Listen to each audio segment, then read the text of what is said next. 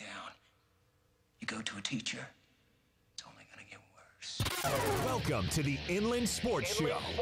Your leader in sports in the Inland Empire. Now, here are your hosts, Pep Fernandez and Jeff Gorham. Before we get to anything else, because there's always a lot of sports to get to here on the Inland Sports Show on Fox Sports IE 1350 AM. Jeff, I'm more concerned for you as a person, your well-being. You are? Did you pay it forward? I did pay it forward. You did? I did. Because yesterday, listen, you thought you were the luckiest man alive. All this free stuff coming to you every day because people were paying it forward to you and you were not continuing it. Because before we get anything else, I just want to make sure, have you paid it forward? I did. You know what I did? As soon as I got off the show here, I went out to my car and I have a big box of socks. Box of socks? A big box of socks that was given to me through a grant. And so I have this box of socks that, I said, I'm going to pay it forward. So I went out afterward and I put a pair of yellow socks on Greg's window, representing, where do you go? Oh, Colton, because I love Colton. Colton, we got you. What's up, Colton? We got you. So I left him on his windshield, and I was really, really happy that nobody stole the socks. They almost were, though. It was dangerously close. Ask Greg Holla. Somebody was riding a bike near my truck, and they saw him. Somebody saw him. They eyeballed the socks? Yes. When me and Pep were stepping outside to go get them, Pep almost had to say, hey. I was going to throw down. Get off the socks. So I paid it forward. I gave away some socks. I think what cracks me up the most about this whole story is there's people out there right now writing grants for homeless shelters, resources to help the underprivileged. Yes. People in desperate need. Yes. And Jeff's out there writing grants for socks. Socks? Ball racks, basketball tournaments. I have written grants for everything. And guess what? Things just fall into my lap because I paid it forward. And I give it right back to them. I write these grants, money comes in, and I donate it to the programs I'm supposed to. That's kind of paying it forward. I don't have to do that. I don't have to be a generous guy. No, but you choose to. Jeff, these socks are comfortable. They you know what? Greg Holla has nothing like new, fresh, comfortable socks. Well, I'm glad that you like those socks. Just Colton colors. Just do not wash it wasn't just one pair. Hub. It wasn't just one pair. It was two pairs. You know what? Then I feel doubly happy, and I'm so excited. You know what? I'm a philanthropist. You know who else is a philanthropist? Who? Bruce Wayne. Do you know who Bruce Wayne is? Batman. You're darn right. So I'm somewhat like Batman in the world right now because I'm giving away socks to friends, and I'm paying it forward. You are paying it forward. I gave you a couple pair of socks. Yeah, I got 3 pairs of socks. So I paid it forward threefold. Ha! So if you missed yesterday's show, Jeff was just saying, man, everyone's giving me free stuff. And we had to just make him aware that there's people paying it forward to you, Jeff. Like if you're in line for a coffee, you're like, hey, someone just bought my coffee. Hey, it's my lucky day. And you drive off with your coffee.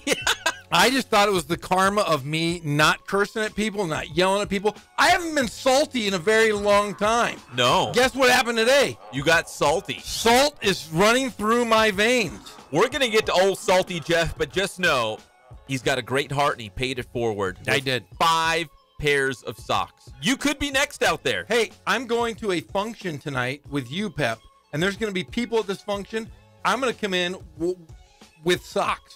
For everybody. I'm going to give socks to every person I see tonight. What about the girl who didn't know me? Yeah, well, there was a girl. Oh, that was great. The last time we had this meeting, we go into this restaurant. Are we going to have her call the show? We should. If we see her tonight, unless she's not working there anymore. But she was pretty hot.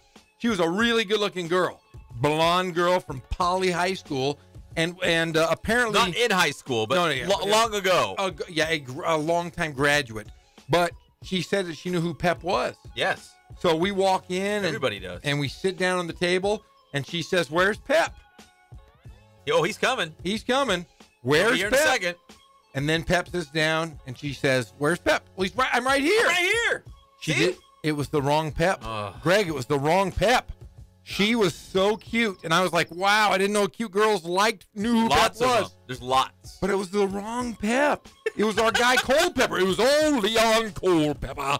And Leon Culpepper is the voice of Riverside Poly basketball. That's his voice. And football? And, well, no, not football, I don't think. But I love to do my impression of the great Leon Culpepper. She thought you were Leon Culpepper. Tonight when I walk into Romano's, Yeah. like, hey, do you remember me? She's going to say, nope. Nope. But if Table's over here, though. If you talk to her like this, though, hello, my name is Leon Culpepper. I will. She might know who you are because maybe she just knows it by voice. So just say hello to her like this. Hello there, young lady. Here come the Riverside Poly Bears. The Poly Bears. Riverside Tigers. J.W. North. Yes, if you do that, she might Like, think, oh, yes. that's Pep. Yeah, but yeah, that was awesome last week. I'm going to pay it forward, though. I might give her a pair of socks. Give her a pair of socks. I have pink ones. I have yellow ones. I think I took all the pink. Oh, I have chartreuse. Yeah. I think it was the purple ones. I'll give her some purple ones. I'm going to bring her some socks. Every time I think of what's his name, Culpepper, I think of this song right here. You're a mean one, Mr. Grinch. I wonder on Christmas if we can bring him in here to sing this. Oh, that would be the best. Greg, you just struck gold. You are like a miner in 1849, deep in the Sierra Mountains, and you just struck what they call the payload. This is the mother lode. You just struck gold. I think that's the best idea we've ever had. Because we could get the words, right, Jeff? Yes. Maybe like the instrumental version of this and have him sing it. Are you texting him right now? Yeah, I'm telling Jeff's him. texting him right now. I would love to get him on air just to say, hello there, guys. Hello, welcome to Inland Sports. I'm Leon Cole. The best voice. He is the original voice of Riverside. Man, we could bring him in here right before Christmas, and he could do this song. He could also read. He could read. What's that late night thing you're supposed to read? What's Was the the night night before before Christmas? Christmas with We could all Leon gather around the Culpepper. microphones and Oh, we could huddle up with our little, hot chocolates. We can roast some nuts. Yeah, we have roasted nuts and Leon Culpepper. We will talk sports. It's going to get real salty in here real fast. It's all brought to you by Spoiled quick quality oil change. You can spoil yourself and your car. Listen, don't have that small heart like a Grinch. Have a big heart. Get down to Spoiled with a big smile on your face and get your oil changed so you can feel better about your own life and everyone else's. Spread the love. Pay it forward at Spoiled quick quality oil change off of Alessandro Boulevard in the Riv, although it's on the border of Moreno Valley as well. All right, let's get salty.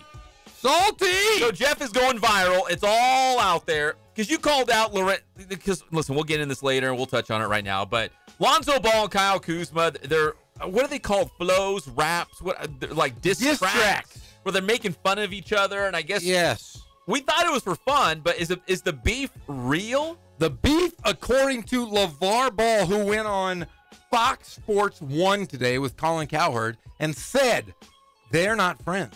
They're not friends. So whatever they've been saying the last month or so is real. And I was just fuming, my friend. Fuming. But hold on. Wait, this is what I think.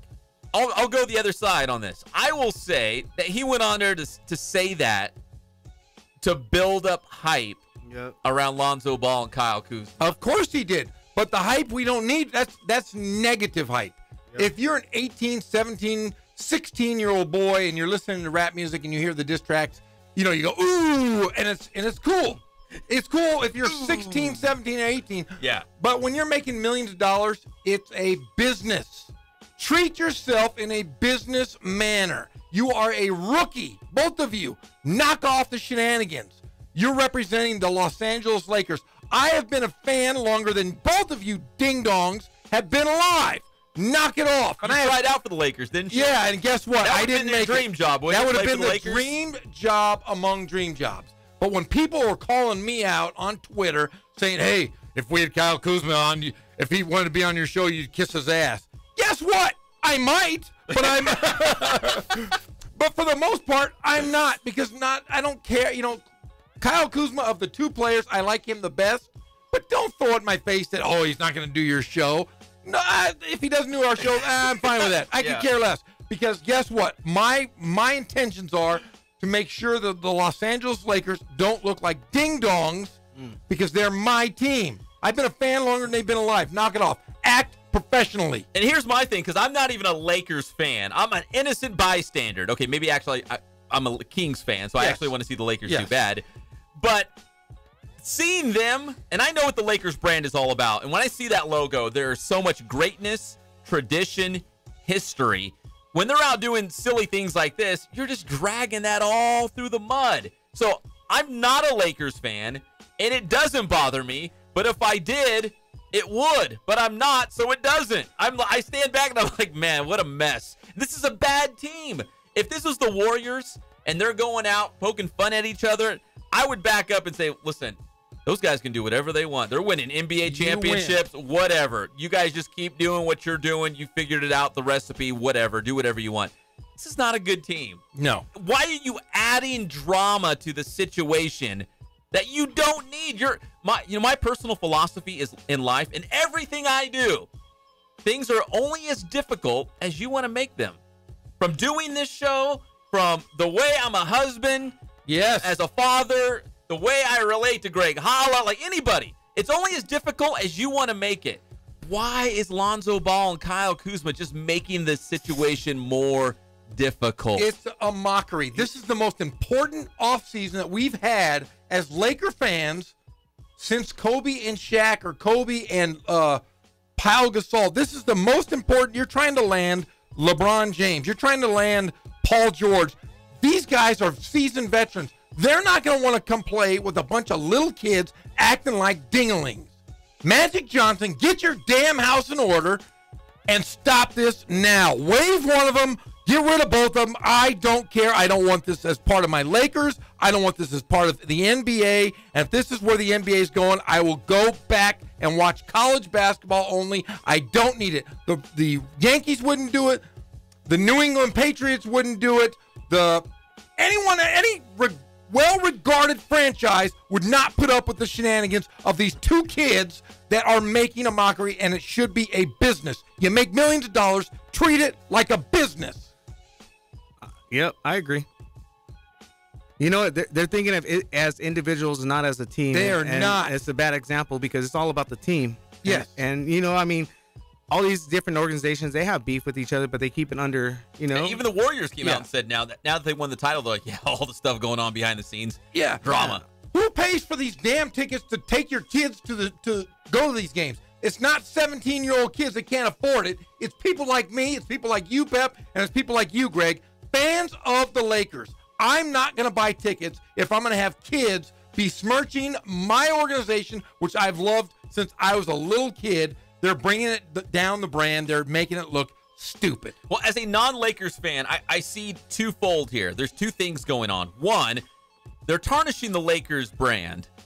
And two, what does LeBron James think as he sees this all unfold in LA? He's like, I don't want to walk into that. He doesn't want to play with kids. Look at these immature guys and the way that, again, I don't even like the Lakers. In fact, you can say I hate the Lakers. But I understand the greatness and the tradition and the history. There is so much behind that logo. And to just drag it through the mud, to tarnish it like that, to act silly and immature. And if you're LeBron James, you'd be like, why do I want to be part of that? You know what? And I can tell you right now, and we're involved in sports. This is our job. You remember LeBron James when he went to Miami and he wrote that open letter? He didn't even mention Wiggins, who was drafted by Cleveland, who was one of the better players that was, in the top 5 pick. He didn't even mention him because he was a young kid. He doesn't want to play with kids. He's not going to come to L.A. to deal with this BS. I'm glad we didn't use the dump button. We didn't use the dump button, but we got it ready. Oh. Just in case for you big salty G. Yeah, I hate the Celtics, but the Celtics wouldn't do this. I hate the Boston Red Sox, but they wouldn't do this. The Yankees, they wouldn't do this. My Angels, they wouldn't do this. But so far, the Los Angeles Lakers are looking like a bunch of ding-dongs because of these two 19, 20-year-old kids. All right, let's not waste too much time because we've got a lot to get to today. And one of the other big things for us locally here is for the second straight year, Cal Baptist University has had one of its own try out for the Lakers, a personal workout, and that was big man Callie Dioff. And Jeff, he's going to join us live after 5 o'clock, so maybe around 5:15-ish. We're going to get Callie Dioff, the CBU big man. And we talked about this before. Maybe this is not a job necessarily with the Lakers, but this could open up other opportunities for big Callie. Oh, yeah, this is a job. Basically, this is his interview. This is a job interview. He's going to interview with I thought was the best organization in the world. And from there, this will open up different avenues and doors for him. He will be playing somewhere next year and making a great deal of money and will take care of his family. So he'll join us live in that 5 o'clock hour, so in about 2 hours from now. Also, we're going to talk about the top high school football storylines going into 2018. There's a lot of movement. Coaches are on the move. Who's going to defend their CIF championships?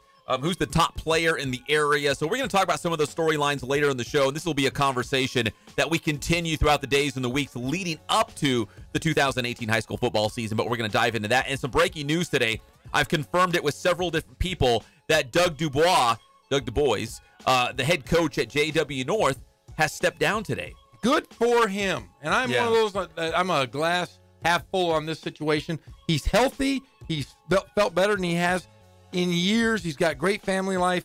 I don't think he was willing to go into another season and have to just deal with a lot of stress. Good for him. Walk away from it. Feel good. You did it. I did it's it. Stressful. It's time consuming. It's all those things. And he's got a great family, and it's time now that he can spend with his family. He can teach. He can still go to games. He can still be a fan. But good for him, and I'm happy for him.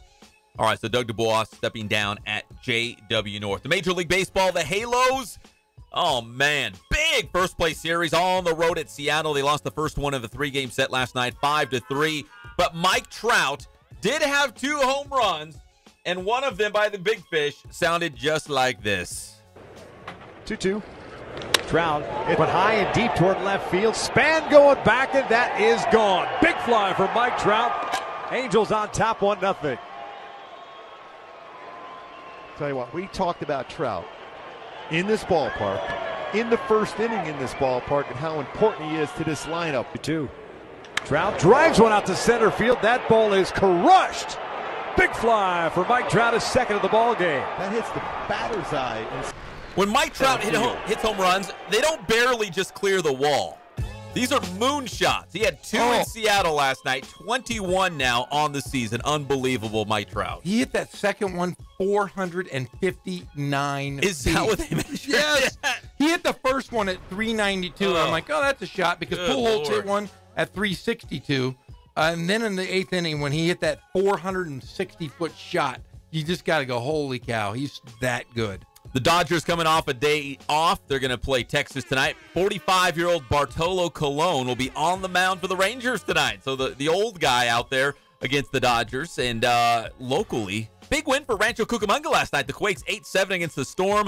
The Quakes scored 4 in the top of the 9th. They had 18 hits in all. That's a season high for Rancho Cucamonga.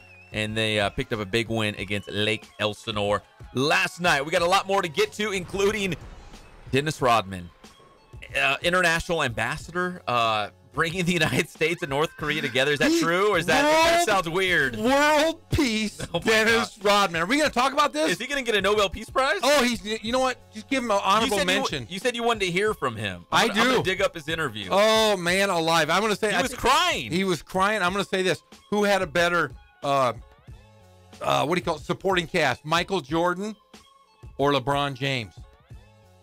Dennis Rodman. Dennis Rodman has brought world peace. He was married to Carmen Electra. Yeah. He used to sleep with Madonna. He's a best-selling author, and he's worn drag in public. And guess what? He's still on his feet. So I want to say that the best been through it all. He's been to hell and back. And he's won championships, for God's sake. Did he marry himself? He got married in dressed up like a woman, I think. But he was married to Carmen Electra. That in itself makes him a much better supporting cast than anybody. Worm. Better than J.R. Smith. Would you say? Would you say he's much better? Oh, of course he's better than J.R. Smith. There you go. And one of the greatest rebounders of all time. And he's in the Hall of Fame, for gosh sakes. All of those things. Dennis Rodman has lived the life of Riley. It's all brought to you by Ken Sporting Goods. More than 40 years in the Inland Empire, bringing you all of your sporting gear needs and Letterman's jackets. They can do team sales as well. Go check them out off of Hamner. Right off the 15 freeway in Norco, Horstown, USA. KenSportingGoods.com. They can do it all at Ken Sporting Goods. All right, when we come back, we'll talk a little NFL mini camps, and we will get to that interview with Dennis Rodman crying. I love it. As the United States and North Korea making it happen. President Trump and Kim Jong-un. Right? Kim Jong-un. I watched it live. I never watch any politics. I actually watched it live last night. I'm going to say this. Unbelievable. It's just damn funny is that Dennis Rodman is literally being mentioned. How did he get in the middle of this? Because remember, he was part of that big. He went over Kim there. Jong-un is a huge NBA fanatic. He is? Oh, huge. Who's his favorite team, I wonder? They were the Bulls. He loved the Bulls. Yeah, he loved the Bulls. What? That's why Dennis Rodman, he invited Dennis Rodman. Rodman's been over there a handful of times. They love him over there. In fact, they're saying that the reason that, no joke, they're saying that the reason that Donald Trump and Kim Jong-un are getting together is because Kim Jong-un wants to come to the United States just to watch an NBA basketball game. No. That is yes, and they're also saying that hold on, say something. This is great stuff. We got to get to it. And we'll find some of that interview. Dennis Rodman literally weeping about this. I love it. We'll be back at your favorite show, the Inland Sports Show on Fox Sports IE, 1350 AM.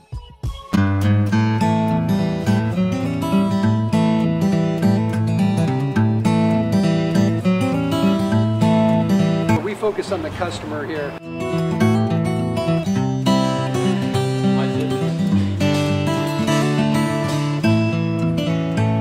Believe it or not, that is the biggest thing for customers on an oil change. They just want the convenience of coming in, driving in, getting it done, and driving out.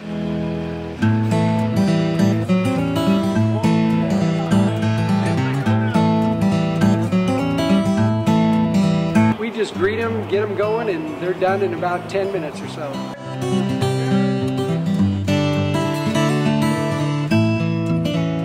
We don't push any sales on them. We do the oil change, and I think that's what sets us apart is our customer service. Vacuumed and cleaned your windshield for you as well. Everything's looking pretty good. You come into us one time, believe me, we'll spoil you and you'll be ready to come back the next time.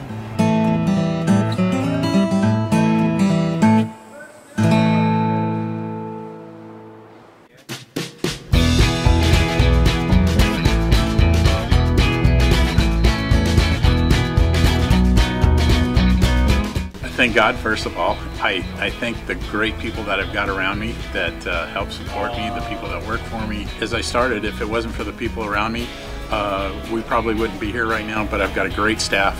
I've got great people that do stuff for us outside the store, and we've been very, very fortunate.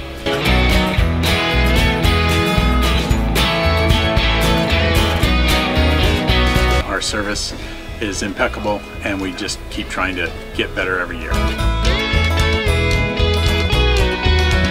We can do online stuff for your teams, as well as, like I said, the screen printing, the embroidery. We also have 3 women that do extra sewing for us, like tackle tool on uniforms, or the bling or rhinestones for different shirts for the ladies.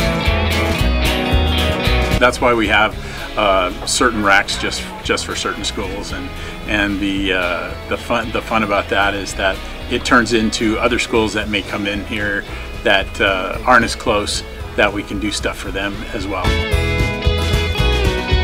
We've had very, very good customers throughout the years, and it's just been a blast.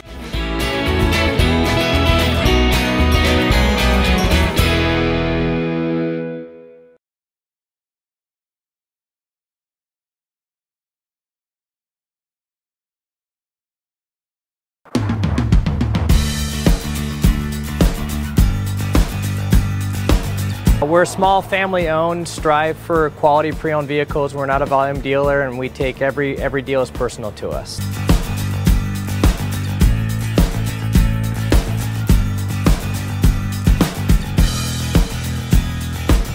We're a low-stress environment. We're not a pressure sales house. If you want to shop us, you're more than welcome to shop us. We have, like I said, great rates, competitive financing, a lot of one-owner, clean Carfax, clean title vehicles. As you see, we have Carfax everywhere. That's most important to us, to educate our customers before they make a purchase.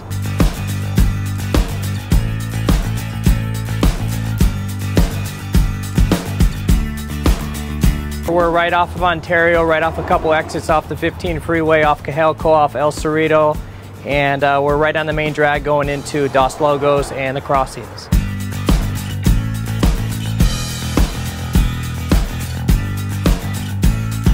We have great financing, we have great lenders that we're using. We do buy, sell, trade, cash for your car. Whatever we need to do to help accommodate the customer, that's what we're here for.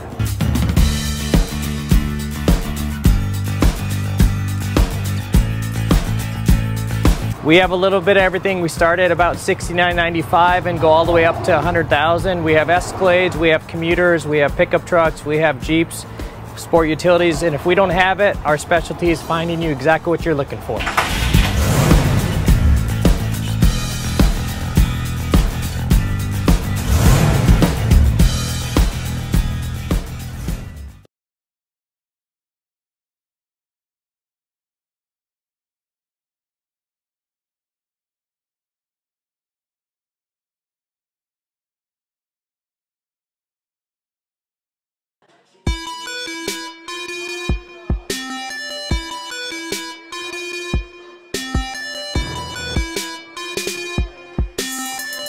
I played once upon a time at Centennial High School. I was actually on the first ever CIF championship team back in 2000, and then my senior year we won it again.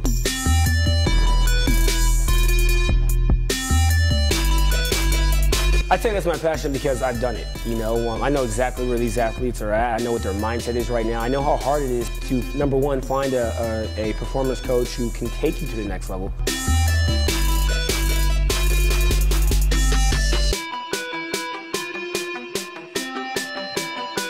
What sets us apart has to be, you know, how we work with our athletes and what we know.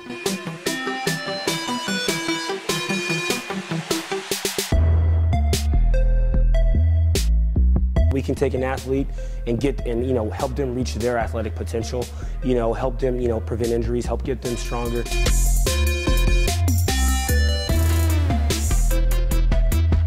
I know every single athlete who steps into this gym. I know exactly where they're at, and I'm going to progress them every week. If you're not getting results, then, you know, really what's it about? We're going to deliver something that's measurable, you know, in terms of speed, power, you know, strength, agility.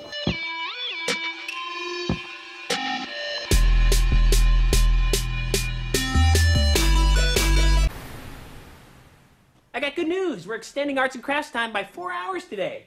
My fingers hurt. What's that? My fingers hurt. Oh, well, now your back's gonna hurt because you just pulled landscaping duty. Anybody else's fingers hurt? I didn't think so. We're back to the Inland Sports Show. Here are your hosts, Pep Fernandez and Jeff Gorham. Welcome back to your favorite show, the Inland Sports Show on Fox Sports IE 1350 AM. This segment is brought to you by our good friends at Boost Performance Training in Corona with Coach Ray Bass and his staff. Athletes of all levels and all sports, everybody's going to Boost. Check them out on Instagram and Twitter. I know that they're doing the strength and speed class. I think it's like a morning thing. You go out there and get your grind on. If you're not, somebody else is. They're going to blow you in the dust. But now if you go to Boost, you'll be at the top of your class. Best on your team. Wear your Letterman's jacket with all those fancy CIF and all league patches. Valedictorian of the team. You might even be the smartest guy when you go to Boost. You're darn That'd right. be a smart decision. BoostTrainingSystems.com. Boost Performance Training. We love you, Ray Bass. Let's talk a little NFL mini camps, because mini camps are underway for pretty much everybody in the NFL. Tuesday, Wednesday, Thursday this week. 4 teams had it last week, including the New England Patriots. But for our guys, for our Chargers and the Rams and the Raiders, everybody's doing it this week. And here's a couple of the storylines as we break for mini camp this week. And these are mandatory mini camps. So the OTAs are optional. The organized team activities, if you want to go, great. If not, they're not going to hold it against you. But these are mandatory. If you don't go, you have to pay a fine. And for the Chargers, Jeff, in my estimate, the biggest storyline for the Lightning Bolts this year is building on the momentum, the way they finished last year. Yeah, I think they won the last 9 games. So, I mean, just to go, you know, they start off, they lost a few in the beginning based on their kicking game. They should have won their division, but they had horrible, horrible kickers. They had a funny name kicker. What was his name? It was Young Ho. Young Ho! Young Ho Kim. Young Ho Kim needed to go. In fact, the Chargers really, the momentum hurt them early, and then carried them on at the end of the season, and they were great. I look for them to rebound as well.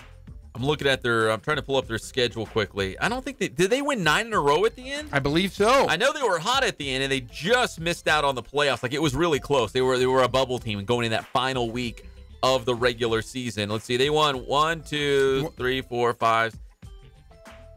They won like 6 of their last 7. Okay. They were 9-7 last year, second in the AFC, but they could have very well have won they could have been 11-5. They could have been 12. They could have won 12 games, but their kicking game in the beginning really killed them. Yeah, those first couple of games, they could have been wins. Yes. And a lot of them came down, like you said, to the final kicks and just could not convert. So that's probably the biggest change. And also, consider this time last year, the Chargers had minicamp in San Diego. That was like their final thing before the move. They actually had training camp down there, and then right after training camp at Chargers Park in San Diego, they packed everything up and they put them all in U-Hauls and buses and pods and whatever else they had, and they came up here to Costa Mesa, and that's where their headquarters is now. So this time last year, they were still in San Diego, and they still had the move. So this year, just consider this. They're settled in now. They have their headquarters. They're here in Los Angeles. There's no move. There's no cameras in their faces and reporters saying, what's it like leaving San Diego? Is this going to be tough? This and that. No, they're here. They finished up strong, and I think they're going to be better for it. I think going forward, now they can just concentrate on football. And the way they finished last year, I think it took some time, but they finally figured it out. Yeah, they just need to focus on the little things, and the little things that hurt them last year is what killed them. So, Phillip Rivers, one of the premier quarterbacks, doesn't seem to ever age. He seems to just kind of be the same guy every single year. Doesn't slow down. And for the Rams mini camp underway. The big storyline there is they're all their offseason signings. That's incredible. Oh, my gosh. Ndamukong Suh, right, of course. Aqib Talib, Marcus Peters, Brandon Cooks. Who am I missing? Am I missing any? Those are like the 4 big ones, at least. All of the players that they selected in the draft have been signed. So everybody is in camp except for one guy. And that one guy is the best player, defensive player, arguably, in football. He's sitting out right now, and he's waiting for a contract, and that's Aaron Donald. Yeah, Aaron Donald. So for minicamp, because remember, this is not optional now. No. Minicamp is mandatory. You have to be there. If you don't go to minicamp and you miss all 3 days, you're going to be fined upwards of $100,000. It's like $84,000 and some change if it's all 3 days, because like the first day is a certain amount, the second day is a little bit more, and the third day is even more than that. And if you add them all up, it's close to $100,000 if you miss minicamp. And Aaron Donald, he wasn't happy with his contract last year, but he still went to minicamp, still collected that money. But this year, they're saying, no, he's going to hold out. He's not going to go to minicamp. He's going to bite the bullet. He's going to pay that money because he's trying to prove a point. And I think this happens a lot in the NFL, that they sign these rookie contracts, and they're not making a whole lot of money in perspective. You know what I mean? Like, let's put this into context. Yeah. In the NFL, to me or you, they're millionaires, right? They're rich. But for them, they sign these rookie contracts, and it's not a lot of money. But then they find out, dude, Aaron Donald's the best player on the defensive side of the football in the NFL, and now he wants to be paid like that. It took a couple of years, but we figured that out. He wants to be paid like the best player in the NFL, and he's getting paid like one of the least, like one of the rookies. It's the last year on his rookie deal. Yeah, he's the last year of his rookie deal. This year, he's expected to make $6.9 million of that 5-year rookie contract. He is seeking to become the highest paid defensive player in the NFL, if not the highest of anyone in the NFL. And arguably so, pay the man. He's been that good. He's a great player, and he's great in that locker room. They need him in there. And yes, he is such a key cog on that Rams defensive line. And again, the best player on the defensive side of the football in the NFL. And I don't think there's a lot of people out there that would argue against you. And he deserves his money. And I'm not saying he doesn't deserve it. Like, I totally get it. But it's just kind of the nature of the beast right now in the NFL. You sign these rookie deals. You're not getting a lot of money. And again, we're putting this in the context, because he's still a millionaire. Yes. But he's not making a lot of money. But after a couple seasons, you figure out real fast, this guy is a special player, and he's going to demand big-time money. And if you're Aaron Donald, you'd probably like to lock up a new contract before this rookie one, runs out. Yeah. Lock it in, get your money, and move forward. And he wants to be a Ram. I mean, he likes the lifestyle. He loves it. Hey, if the Rams, did you see who they signed or who they paid $12.5 million to? The Rams? Yes. Who? $12.5 million to Reggie Bush. Huh? What? Yes, the When? Rams just today. Today? Today, 1 hour ago, they just paid Reggie Bush $12.5 million. Wait, Reggie Bush, the running back, the yes. kick returner. Do you know why they Kardashians. paid him? Why? Because he just won the lawsuit literally an hour ago that will pay him $12.5 million. Because remember, he was in St. Louis and had that career-ending knee injury where he slid when he ran off the field at the old Dome. Wait, when he was with the Saints? Yes, remember? And he hurt his knee running off the field, slid, blew his knee out. The Rams are now having to pay him $12.5 million. He sued the Rams. Yes. I didn't know that. And he just... What year was that? It had to be 2015. Wow, yeah, okay. The doomed St. Louis Stadium really cost the Rams $12.5 What was million. that, the Edward Jones Dome or whatever they call it? I forget what they call it. So, yeah, Reggie Bush is on the hook for $12.5 million. If he can still play, get his butt out there. I think he's done, isn't he? Because he's done. Yeah. He just made that money that Aaron Donald should be making, $12.5 million. Donald's like, I want a piece of that. And meanwhile, the Raiders, kind of in a similar situation. They got John Gruden in camp. That's the fun thing, right? That's the big news. Yes. That's where all the video cameras, the TV stations are all going to be following around John Gruden, back with the Raiders, the silver and black, like a pirate in the wind. The Raiders.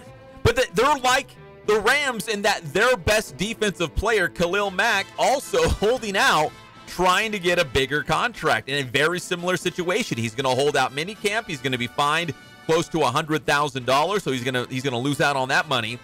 But Khalil Mack, like Aaron Donald, was the NFL Player of the Year. It happened in 2016 for Khalil Mack. He's a Pro Bowler. He's All-Pro. And on top of all that, so you got a new head coach in John Gruden. You also have a new defensive coordinator with the Raiders and Paul Gunther. So if you're Khalil Mack and you want that huge new contract with a lot of guaranteed money, I think you'd want to make a good impression with your new boss. He didn't even go to the voluntary workouts. Yeah, he has yet to meet either of these new coaches. That's what bothers me the most. Listen, go get your money. I am happy for you. I got nothing against that. But if you have a new employer, a new boss that's going to ultimately decide if you're going to stay there with the Raiders, I'd at least go to minicamp. I'd at least go to the OTAs, get the ball rolling, get the dialogue going between yourself and the head coach and, of course, the defensive coordinator. But, let him know, hey, I want to be a Raider, man. I want to be a Raider for life. Coach Gruden, help. Talk to the GM. Help me lock this up. Let's get this done. But no, he doesn't even show up. So that's what bothers me. That bothers me a little bit. Sorry, Greg. I know you're a Raider fan, but it bothers me. There hasn't been a phone call. There hasn't been a handshake. There has never been a meeting between coach and player. Nothing. No conversation. Go to OTAs and minicamp and then say, listen, we've got, a month and a half to work something out before training camp starts. I want to be here, so go talk to the GM. Let's work this out so I can be here when training camp starts. Just show up in a suit. Say hello. Yeah. Welcome, somebody. Aaron Donald went to minicamp for the Rams last year, so he wouldn't get fined. He showed up, but he didn't go through the drills. He didn't. That is right. Khalil Mack could do something similar, I guess. Just something. You're starting a new tenure here in Oakland. You got to figure out something. They got rid of their backup quarterback that Gruden was all hired. Christian Hackenberg. Yeah, they were fired up. Remember, he was part of that.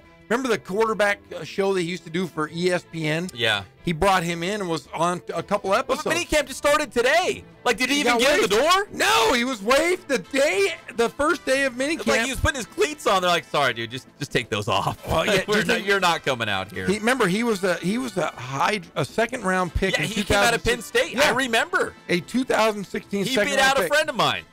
Tyler Ferguson was a QB at Penn State. Christian Hackenberg, who I'd never heard at the time. I'm like, who's this Christian Hackenberg guy? How did he win the job at Penn State? Turned out to be pretty good. And then who drafted him? The Jets? Yes. And then now he ended up with the Raiders, and the Raiders cut him before he could even get out there. He's been on a team for 2 years and has never played a down in the NFL. But how much money has he made? A lot of money. Right? Exactly. All right, we come back. We got to make time for Dennis Rodman. Yes. Dennis Rodman, international diplomat. He's bridging the United States and North Korea. Is that fair to say? He is bridging the world. He is instrumental What world are we living in? Like, is this right? Hey, it is, because Dennis Rodman is the savior. He's going to get the Nobel Peace Prize dressed in drag. Oh, gosh. I can't wait to talk about it. We'll be back at your favorite show, the Inland Sports Show. Fox Sports IE, 1350 AM.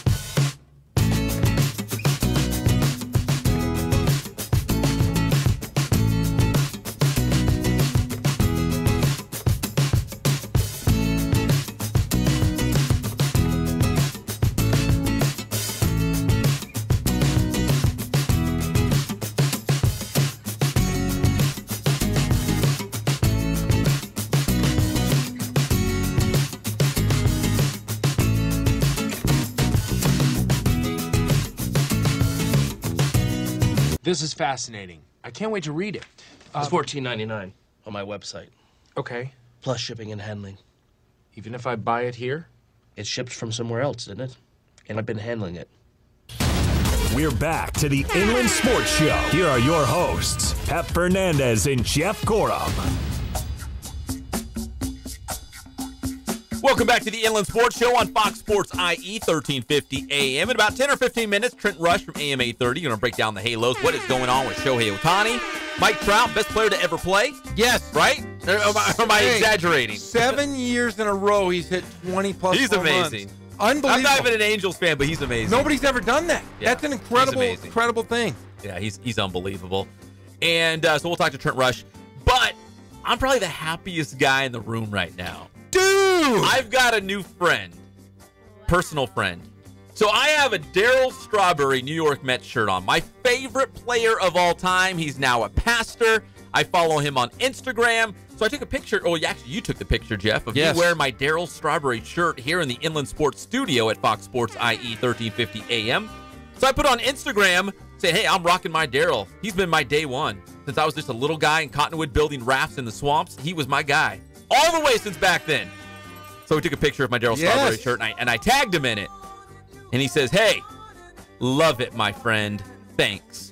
Thumbs up with some strawberries. My friend, Darryl Strawberry and I are homies. You know, it's full circle now. Think of it this way. Done. Your favorite player is your friend now. My favorite player is my friend.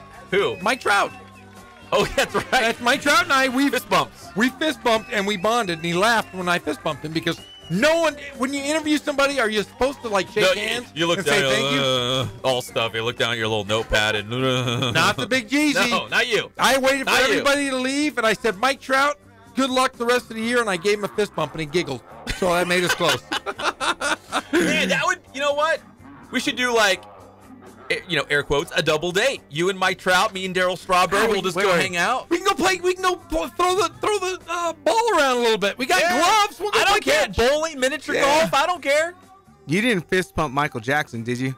No. Okay. Was that? I don't think that was a thing back then, was it? No, it wasn't. But he did. Yeah, I did get. I had a nice conversation. I don't think he he wanted to remembered touch my you. name though. Of course he would want to touch me. I'm a good-looking guy. I know, but wasn't he a germaphobe or was that somebody else? No, he's a germaphobe, but I have no germs. Look at me. I'm as clean as they go. You said you haven't washed your hands since you fist bumped Mike Trout. That I was have like never. last summer. Just the right hand. That was Just like the right last hand. 4th of July. But I wash my hands prior to peeing every time I go in. I told you that. Before and after. Before and after. Before. Okay. Because you just said before. No, before and after, but before always. You gotta. Cause I know where my pants have been, but my hands, they're all over the place. You don't know. No, I want to keep that thing clean. Inland Sports Show. There's two types of people in this world: those that wash their hands before and those that wash them after. I do them both. Okay. Jeff doubles up. Yes, I do. Just to be safe. We're brought to you by Catalano Motors in Corona off of Temescal Canyon Road. You can buy, trade, and finance. They've got weekly specials. You can save thousands of dollars. Oh, my gosh. And right now, if you mention the Inland Sports Show, excuse me, you get $500 off. $500 just by saying the Inland Sports Show at Catalano Motors in Corona off of Temescal Canyon Road. CatalanoCars.com is the website. Go try it for yourself. Just yell out, Inland Sports Show! And they'll say $500 off the price. Whatever you want. All right, we got to, Jeff, we got like 5 minutes. We do? For Dennis Okay, Rodman. there we go.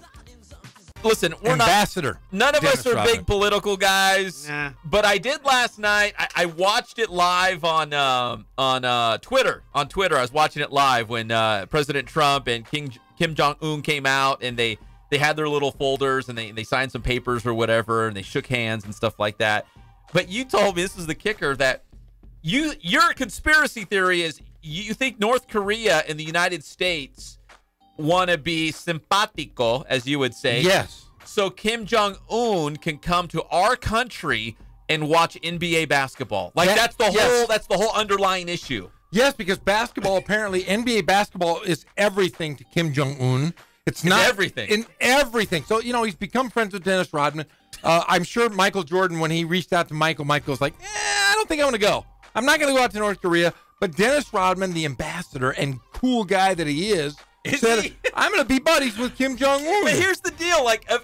anyone I could pick in the United States to, I don't know if he's officially representing the red, white, and blue, but he is now. If there's anyone in the United States, I'm like, you know what? We should send this person over to represent, be an ambassador for our great country.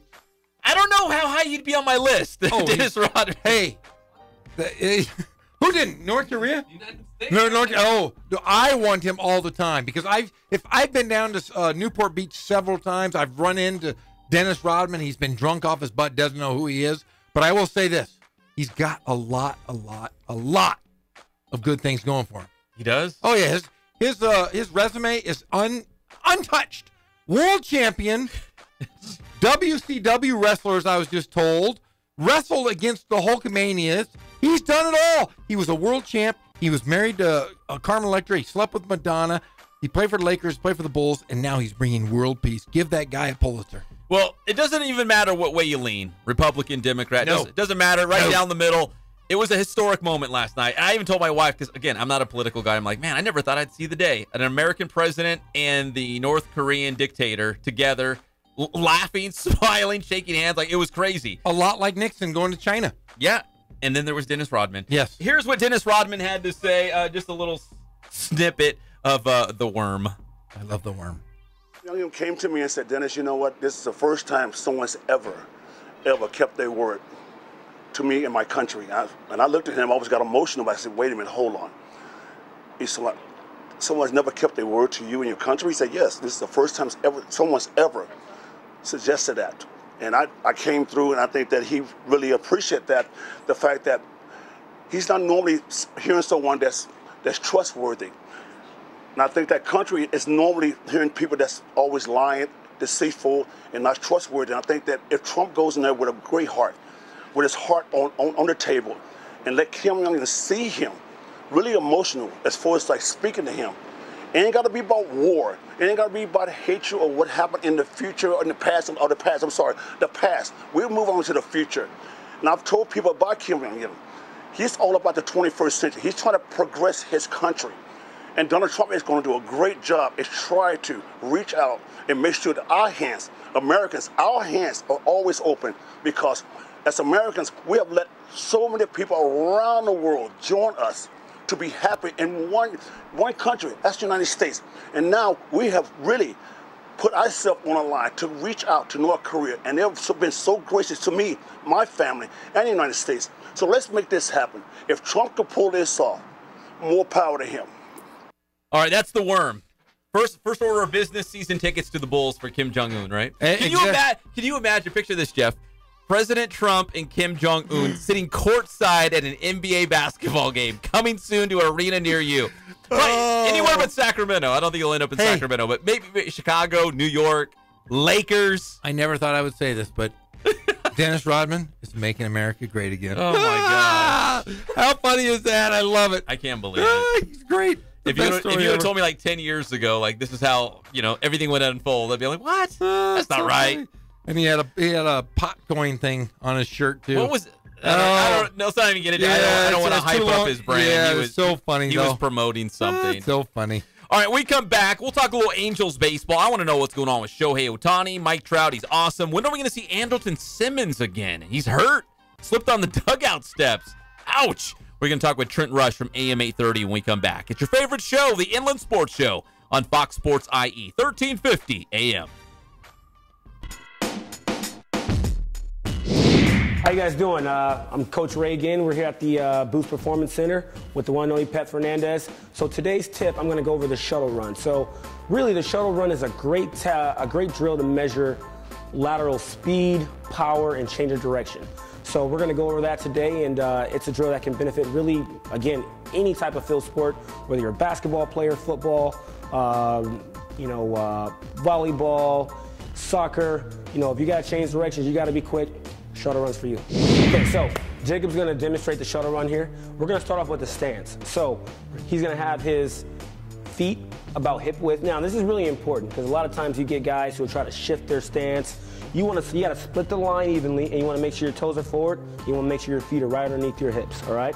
So he's going to have his feet forward and underneath their hips. All right, now, when I say set, he's going to drop down very quickly. Whatever hand is down is the direction that you have to go. So he's going to go to his left first, so he's got to have his left hand down. Now, his right hand is going to be right here. All right, it's going to be right in front of his body. His elbow's going to be flexed. Hand's going to be right under his chin. All right.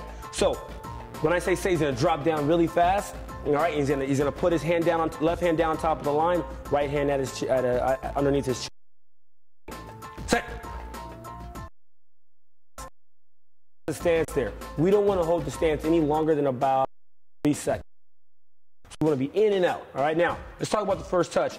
Once he leaves, all right, his first movement, that timer is going to start. He's going to give me a nice lateral run coming out. So he's not going to turn his head and turn his body to run. He's going to lateral run coming out. And then we make our first touch. He's going to do what's called a wedge cut. It's a double foot cut, and he's going to touch right outside of his feet here. So he's going to touch the line with his left hands. He's going to do a wedge cut, a double foot cut. He's going to have a nice angle at the shins. He's going to touch right outside of the foot. So now I'm heading back in the direction I want to go. All right, that angle is really important. So we're getting a nice wedge cut here, left hand touch. We'll wedge cut it here with the right, and then we'll sprint through for the finish.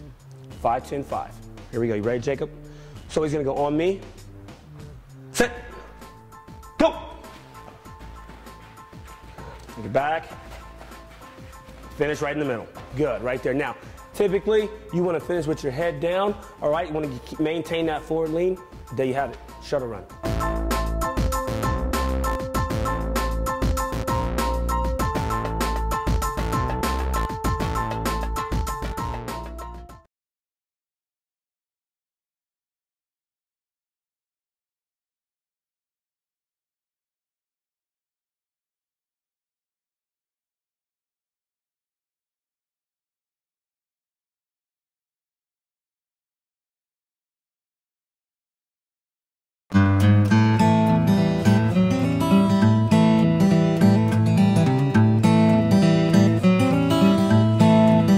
Focus on the customer here.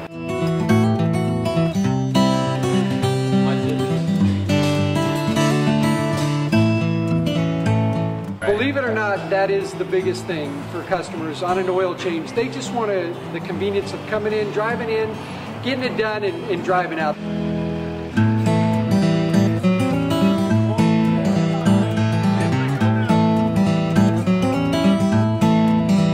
Just greet them, get them going, and they're done in about 10 minutes or so.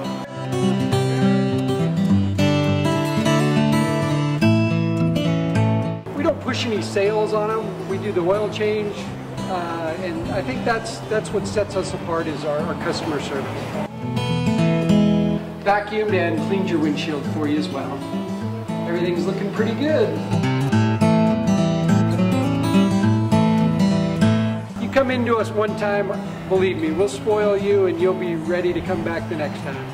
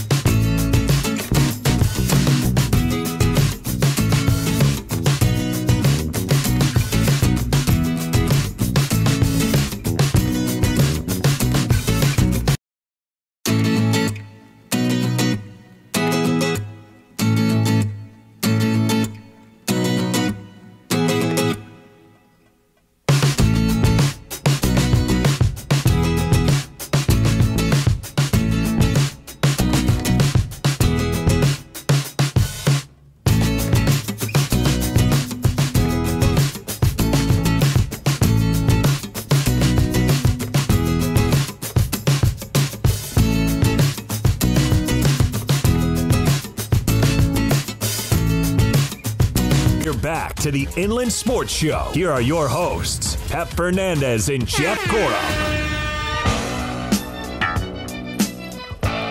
I almost didn't come back to the show. I was going to sit over there and continue messaging Darryl Strawberry and pestering him and bugging him. Are you guys going to go on a mandate? I hope so. Mandate. Man. He is Darryl Strawberry. He is we've had this conversation before, like being nervous about doing an interview or meeting someone. And I told you, really, the only time I've been nervous was Steve Fisher, the legendary college basketball coach. I looked up to him so much that, I still do, that I was very nervous. Darryl Strawberry's next on that list. Darryl. Let's right now go to the Spoiled Quick Quality Oil Change Celebrity Hotline. Make sure you get your oil change every 3,000 or 5,000 miles at Spoiled, right there off of Alessandro Boulevard. As we go to the Celebrity Hotline, let's just say, first of all, ladies, he's off the market. It's the great Trent Rush from AM 830, Angels Radio, KLAA. Hey, Trent, congratulations from everyone here at the Inland Sports Show. Thank you very much. I appreciate the support. Thank you. Hey, so we all want to know, how did you do this? How'd you pull off, proposing to your now fiance? Well, here's the deal. The fiance kind of has detective in her blood. Both parents work for a local law enforcement agency. Dad runs the polygraph test. Mom has done some very serious investigative work. So pulling a surprise off on this one was no easy feat. So I got her on coming off of a shift. She's a nurse. She worked an overnight shift. Got her that morning and never saw it coming from a million miles away. So I pulled off the surprise. It was very good. She said yes, which was really the only thing I cared about. And there you go. Well, congratulations, Trent. We're excited for you, man. Thank you. What I should have done is I should have told you that I flew to Venice and rented the gondola boat and had the, they were playing with the harp on the boat and the whole deal. Yeah. That's the better story. I thought you were going to say something like, Mike Trout hit a home run and the home run ball said, "Will you marry me?" And Mike Trout gave it to her or something. I don't know. Right there on the Jumbotron. Something I've learned a long time ago, that as a broadcaster, you really don't want players to be involved. Well, I was going to ask you, Mike Trout's going to be your best man, naturally, right? Yeah. Mike Trout's a heck of a baseball player. Well, you know what? The Halos, they're up in Seattle. Big series up there with the first place M's. And game one of that series last night did not go as well as they wanted. But Mike Trout, 2 home runs last night. Man, Trent, I stand back. I'm a New York Mets fan, but I can appreciate Mike Trout and how great he is. He makes it look easy. And listen, there's other Angels having great years. Anderson Simmons, one of those guys. But Mike Trout, I just feel like he has the ability to carry a team. How do you put it into words when you see a guy like Mike Trout and you see him like night in and night out? What he's doing every single night at the ballpark. He does something special every night. And how about the second home run that he hit last night? He had just fouled one off his foot that he got x-rays on. It came back negative. Everyone's like, "Oh, is Trout okay?" Not to worry. The next swing he took, the ball went 459 feet, the longest home run of the season. So I think Mike's okay. Yeah, to have a player like that, you feel like, well, he has been so important for this team for so long. And, it'd be nice to see other guys in this lineup be able to step up and provide some runs in a similar way to what he can provide, or even close to that. Having Simmons sidelined right now on the DL, that hurts. Having Ohtani on the DL, that hurts. So other guys are going to step up. And, this is a really tough division. I just look at where the Angels are right now. 7 games, 5.5 games out of the division lead, as opposed to a Dodgers team that's only 1 game over 500 and just 3 games back. The AL West is really, really tough, and it's going to take more than just Mike Trout, even as special as he is. I'm going to bring it back to Mike Trout. He has 2.5 years before he becomes a free agent, but a lot of people are talking about what they can do to keep Mike Trout in an Angel uniform for his entire career. They're saying, hey, maybe we should do a move now to surround him with great players. But the Angels do have great players, and I don't think maybe I'm wrong, but I don't think there's any big rush to surround him with guys right this second because they're still a very good ball club right now. Do you agree with that? I totally agree. I think right now where the Angels sit, they're a team they can get to October. The problem is they're going to have to make some adjustments to be a team that can win in October. And Mike's got to get back to the playoffs. I mean, the fact that he's never won a playoff game before is crazy when you think about it. He's only been in 3. So, the Angels got to try to make sure that he's in a position to where he can get to the postseason so he can stay happy. I'll tell you this, from the Angels' perspective, they're going to do everything in their power to make sure that he is an Angel for his entire career. I have no doubt about that. And I think Mike wants to stay with the Angels, too. I think that you're not going to ever see him tip his hand in comments. He's going to play it down the middle. And that's smart business, too, when you think about it, because this is the guy that is potentially going to get the biggest contract in baseball history and, potentially in American sports history. And it would be smart of him to at least maybe let somebody think and give himself some leverage that maybe he could go. But deep down, I think Mike Trout really wants to stay with the Angels, and that's the way that this is going to go. I think that this ends up with a very happy ending. Yeah, I think somebody asked him, they interviewed him the other day, and they asked him, hey, are you going to, if the Angels don't make the playoffs, are you going to, seek to go elsewhere, or, do you want to come back? And he basically just said, I can't predict the future. He's like, I'm just worried about, getting to the playoffs this season. That's what I expect him to say. Like, I wasn't expecting anything else, saying, yeah, I'm committed to the Angels forever. Or on the flip side, nope, I'm out of here. I'm going to go chase money. That's exactly what I was thinking he was going to say. And that's what he said. And that's, I think, what anyone would do in his situation. Hey, you know what? I just want to win now. We're playing the Mariners. I want to get to the playoffs this season. I can't predict the future. I just want to win right now. And that's exactly what he said.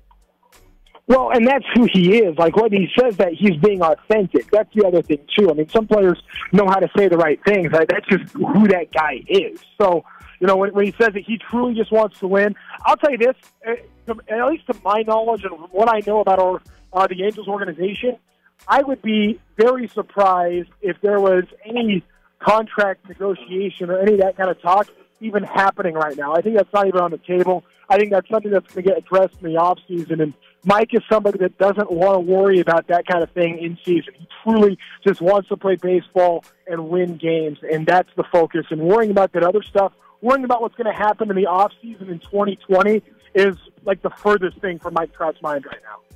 Yeah, there's a couple names that are being thrown around, one being Moustakas from the Kansas City Royals as being a potential landing spot of the Angels. But Val Bueno's a very good third baseman. What are your thoughts on bringing in a guy like Moustakas? Well, I think if the Angels... Sorry, I lost you for a second. If the Angels are going to get Mike Moustakas, I think they had an opportunity to do that this offseason. Obviously, his price now is a lot less than what it would have been seemingly in November of last year.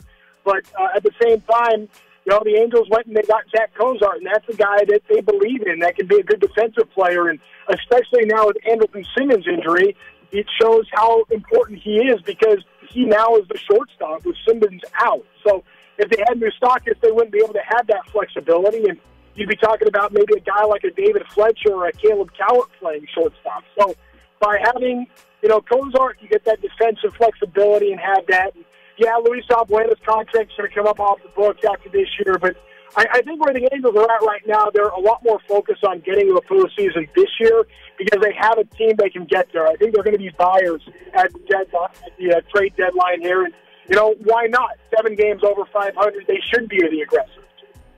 It's Trent Rush from AM 830 Angels Radio here on the Inland Sports Show on Fox Sports IE 1350 AM. Trent, something that you just touched on that I want to circle back to is the fact that, I was telling Jeff, like right now, I feel like the Angels are a better team than the Dodgers, but the Dodgers have a easier path, a better chance to make it to the playoffs. So you just mentioned like the trade deadline and making some moves to kind of bolster this roster. Do you feel like the Angels, if the American League West kind of plays out the way it is right now, if Seattle can stay hot, which is kind of a huge surprise, but if Seattle can stay hot and Houston's going to be Houston, I mean, the Angels will have to do something, right? Maybe with starting pitching or something along the way to hang with the top of the American League West with the Houston, with the Seattle, and just battle for a wild card at this point. Totally, and I think that the first point of emphasis for the front office is probably going to be on the bullpen and finding some solutions there. Yeah, the Angels, like I said before, I think they're a team that can get to October the way they are, but I'm not so sure that they're a team that can win when they get there. So they've got to make some moves to be a team that can be legitimate contenders. Yeah, the American League West is really tough. I think Seattle's playing a little bit above their heads right now. Seattle's a very good team, but they're playing a little bit better than they are. That being said, I think Houston is playing a little bit below what they are. I think the Astros, as great as they are, they're undoubtedly, in my opinion, the best team in the American League West. I don't think Seattle wins this division. I think it's going to be Houston all the way, and it's going to be the Angels and Mariners vying for that final spot in the postseason. Because I don't see any scenario in which the Yankees and Red Sox don't both get in. So that leaves one spot left, and really. This kind of feels like a playoff series right now with the Angels in Seattle. I think every matchup with the Mariners is going to feel that way. Let's not forget it's a great rivalry for several reasons, and we shouldn't lose sight of the fact that Jerry DiPoto is the general manager in Seattle, and Scott Servais, who was formerly the Angels big in the Angels farm system, he is their manager. So having those ties to the Angels, I think just makes this rivalry even bigger, and I really feel like in 2018 there will be no love lost between the Angels and Mariners. Now, we would be remiss if we didn't mention the elephant in the room, and that's Shohei Ohtani. A lot of people earlier this week kind of jumped the gun and had assumed that he was going to get the Tommy John surgery, but you and the organization came out and said, hey, let's put the brakes on this. Let's give 3 weeks a shot here. What is the official word, I guess, from the Angels organization? Well, the official word from the organization is pretty simple. He's having the PRP injection. He's got a grade 2 sprain, and what that means is it's like a partial tear, at least from what I've understood about ligaments and how this whole deal works. So a grade 1, you don't need surgery. It's just stretched out. You wait for it to heal. Grade 2, sometimes it's surgery, sometimes it's not. Grade 3, you definitely need to have surgery. Ohtani is a grade 2. So what they've done is they've done this platelet-rich plasma injection. They call it a PRP injection, stem cell therapy. That's what they do there. They tried on Garrett Richards. It worked. Then he had the bicep injury. They tried it on J.C. Ramirez and Andrew Heaney. It didn't work with those guys. They ended up having to have Tommy John surgery. So to say that Tommy John surgery isn't a possibility isn't necessarily true. Tommy John surgery is a possibility. To say that it's probably going to happen, I think isn't fair. You can talk to doctors and they'll tell you if you have a grade 2 sprain, then yeah, he probably is going to have Tommy John surgery. Some doctors will say that. That's not necessarily in relation to what Shohei Ohtani is dealing with and what the Angels believe is the best course of action to heal this injury. I think that this shouldn't be lost either. If Shohei Ohtani were to have Tommy John surgery tomorrow, yeah, he's out until the start of the 2020 season. If Shohei Ohtani were to have Tommy John surgery at the end of September or in October, it puts him at the same timeline. He's not back until the start of the 2020 season. You might as well, if you're the Angels, you might as well try to let this platelet-rich plasma injection work. If it does, great, he's healed. He's back in a few weeks from now, or at least 2 months. If it doesn't work, then you still have the procedure, and you're at least able to have his bat in the lineup through the rest of the year. So I feel like that's where the Angels are at right now, trying to weigh risk versus reward. There is absolutely no benefit to Ohtani having Tommy John surgery now. So you're going to try to do everything you can to make sure that he's healthy. And again, that's part of the evaluation. If in 3 weeks the Angels say, hey, there is a tear, it's too bad, we have to have surgery, well, then that will be the case. But for at least from now until 2.5 weeks from right now, there's going to be no further information. It's purely just an evaluation period. They're going to see if he can rest and heal on its own after getting this injection, and they'll go from there. And that's exactly why we bring Trent Rush from Angels Radio, AM 830, here on the Inland Sports Show. Trent, it's just getting good. You're going to have to go plan, where you're going to have the wedding, what food you're going to serve, who are you going to invite? It's going to balloon to hundreds of people. Like, have you already started processing what this all means right now?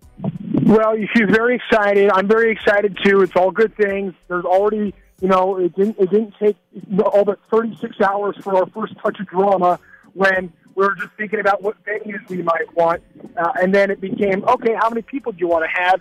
To, we need a final guest list tonight. And I said, hey, pump the brakes. We got some time. It's going to be okay.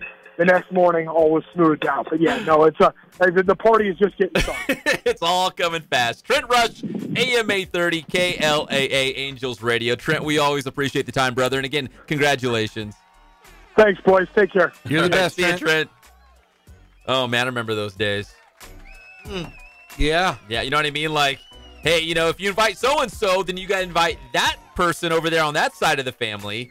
And if we go to this venue, well, it can only 100 people there, but we can do like 250 over here. Yeah. So if we go, I got married on a yacht, guys, so I don't care. Rich Jeff.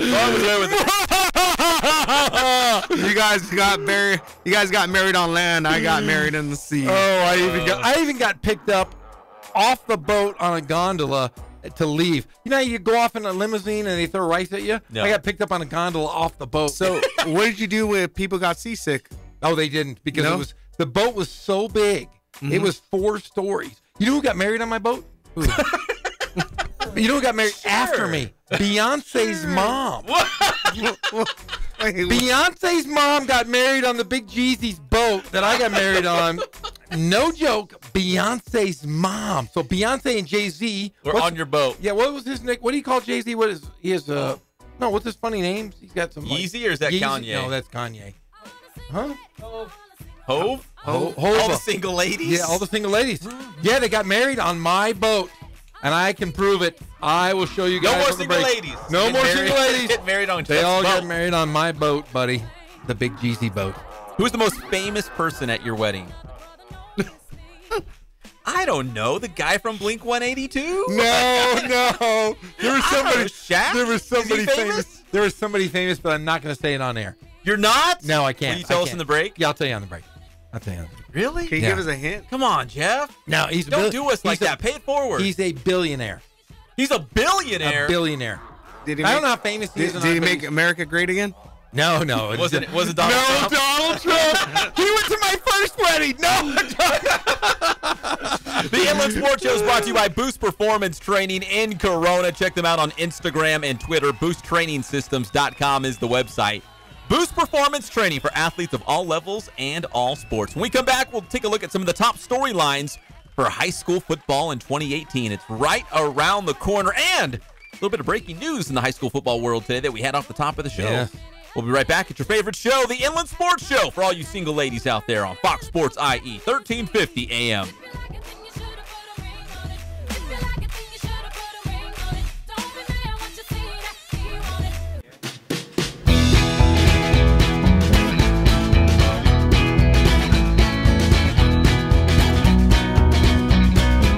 Thank God, first of all. I thank the great people that I've got around me that help support me, the people that work for me. As I started, if it wasn't for the people around me, we probably wouldn't be here right now, but I've got a great staff. I've got great people that do stuff for us outside the store, and we've been very, very fortunate.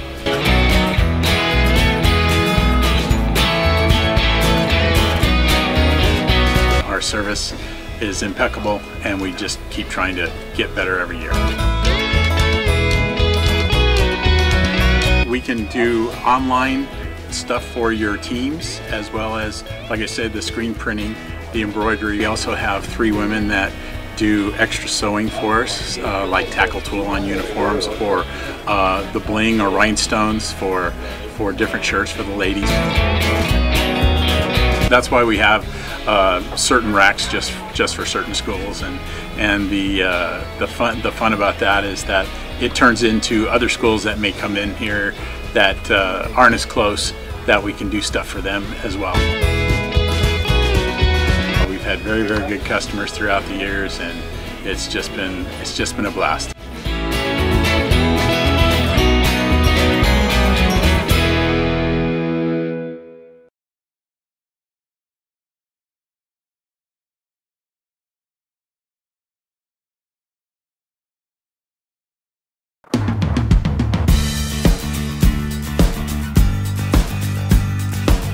We're small, family-owned, strive for quality pre-owned vehicles. We're not a volume dealer, and we take every deal as personal to us.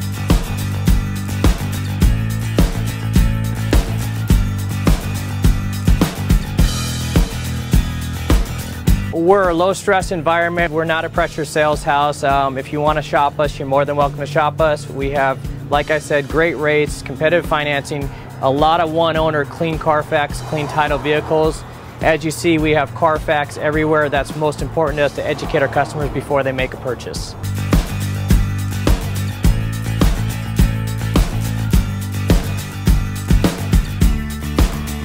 We're right off of Ontario, right off a couple exits off the 15 freeway, off Cajalco, off El Cerrito, and we're right on the main drag going into Dos Logos and the crossings.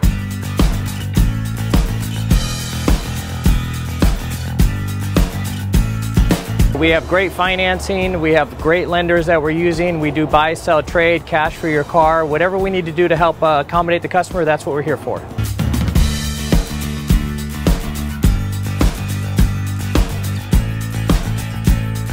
We have a little bit of everything. We start at about $69.95 and go all the way up to $100,000. We have Escalades, we have commuters, we have pickup trucks, we have Jeeps, sport utilities, and if we don't have it, our specialty is finding you exactly what you're looking for.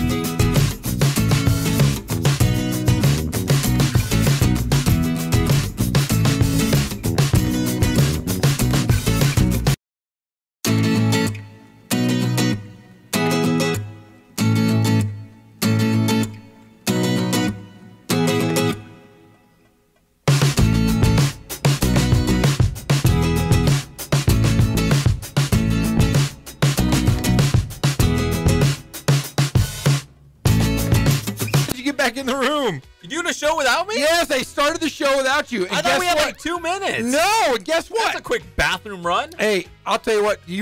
I just noticed one thing. You had brand new shoes, and I bet you got them at Ken's Sporting Goods I have this weekend. the big sidewalk sale. Yes. It's over, but maybe there's some remnants still hanging on at Ken Sporting Goods. I've got 3 pairs of shoes from Ken Sporting Goods. I've got a shirt. Actually, no, hold on. I've got like 3 or 4 shirts, a sweater, a hat, wristbands. I have everyone. You know what my favorite thing from Ken Sporting Goods is? No. Because we love Ken Sporting Goods out there in Horsetown, USA, Norco, off the 15 freeway. I don't know what the proper term is, but it's like a cool wrap. It looks like a scarf. You know what the proper term is called? What? A cool wrap. Okay. Is that what it's called? A cool wrap? I think so, yeah. Okay, so it looks like a scarf, and it says Ken Sporting Goods. It's got the logo. But when I go out to, especially this time of the year, let's say a KLAA baseball game or a lot of the 7-on-7 football, it's hot out there on the turf. We're going to hit 100 degrees soon. I go get it wet, and then you wrap it around your neck and kind of just like tuck it in your T-shirt or your polo shirt. Keeps you nice and cool. I've never had one of those. I keep it in the back of my car. I'll take like just a bottle of water, dump it on it. I thought get it it was all nice fake. and wet. No, throw it around your neck. Oh, feels. Greg Holland knows what I'm They talking about. sell those at. I saw one at Costco, and I'm like, yeah, I'm a little weary. So I No, didn't buy they're it. awesome. Get So it, Jeff. Greg Holland knows when it's in the middle of July and it's triple digits in Hub City. You break that thing out, and everyone else is sweating around you, and you're like, no, I feel great because I got my cool wrap at Ken Sporting Goods. Over on Hamner in Norco, Horsetown, USA. That's right. There we go. I'm gonna get you one. Thank you. I'm gonna get you one. They're wonderful. Should we talk a little high school football? Let's talk high school football. Here's the deal. So there's so many layers, so many storylines, so many things going into the 2018 season. We're just going to run through some topics probably every single day for the rest of our lives, Yes. at least going into the high school football season as we preview 2018. Because the way I like to look at it is the season is finally over from this previous year. The CIF season is complete. We had the high school baseball all-star game. That's kind of like the bookend to the year. It's over. So now we can look ahead to the fall, to the new season, and what's going on for 2018, especially for high school football. And the big breaking news that we had today, and we've confirmed it with multiple people at JW North High School. That, our friend. Yeah, Doug Dubois, a guy that we respect a whole bunch, has stepped down as the head coach of the Huskies. So that's always an interesting situation where a team who, we're in June already, is going to bring in a new head coach and, get them going in the right direction in terms of, ready for that first. I don't know if they have a week 0 or week 1, but any way you slice it, that first game is going to be like the second or third week in August. Yeah. But I don't know what North's going to do, but if I'm going to assume what they're going to do, is probably promote an assistant, some guy who's already there. A teacher on campus. He knows the guys. He knows the routine they've been in. He knows when they go to the weight room. He knows how they practice. He knows who the guys are. That would make the smoothest transition, at least at this point in the game. Because we're in June. Now, if this was January, it'd be like, okay, open it up. See who's going to apply. This could be interesting. Maybe you'll get some big names. But if you're JW North, you might just want to take an assistant and slot them right in to be the head coach to make that transition into the season. Because, again, what's today? June 12th? Yes. So they'll have their first game in about 2 months is basically what you're looking Under at. 100 days, to say the least. Under, 75 days, really. Yeah, because week 0 would be August 17th. So, about 2 months. Yeah. 2 months and a week or so. Yep. So that was the big breaking news. But there's so many stuff to get to. The top storylines in 2018 here on the Inland Sports Show on Fox Sports 1350 AM. Maybe none bigger than Cajon High School. Now, Cajon High School is the reigning CIF Southern Section Division 4 champion. They got bumped up to Division 3, which I think is a real blessing, Jeff, because I thought for sure they would be 2. Or possibly even 1. I thought there was an outside shot. Maybe they would have a chance at 1. But again, the CIF looks at the last 2 seasons, and as great as they were last year, it wasn't enough to bump them up past 3. So they'll be D3, and I still think they're probably the favorite to win the D3 title this upcoming season with the return of quarterback Jaden Daniels. And he's got his receiver still, Darren Jones. And I know they lost a lot of guys on the defensive side of the football, but I follow Cajon football on Twitter. And there's new guys all the time that stepped up. All these young guys getting offers. Yeah. Young guys getting offers from all these Pac-12 schools and Division I programs. So I'm like, okay, Nick Rogers, best beard in the game. Yes. His cupboard is not bare. He lost so many great Division I players, especially on the defensive side of the football. But just seeing who is getting offers, in this summer, it's like, okay, maybe we haven't heard of that guy yet, but if he's getting offered by Washington or whoever it might be, it's like, okay, he's legit. Cajon's going to be really good again.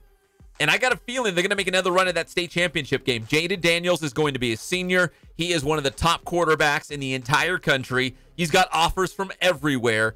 You got to imagine, if just like the NFL, if you've got a great quarterback, you're going to have a chance. And I know they came up a little bit short in that state championship game last year. I feel like they're the favorite to win the D3 title this year in the Southern section, and I would not be surprised to see them playing for a state title again.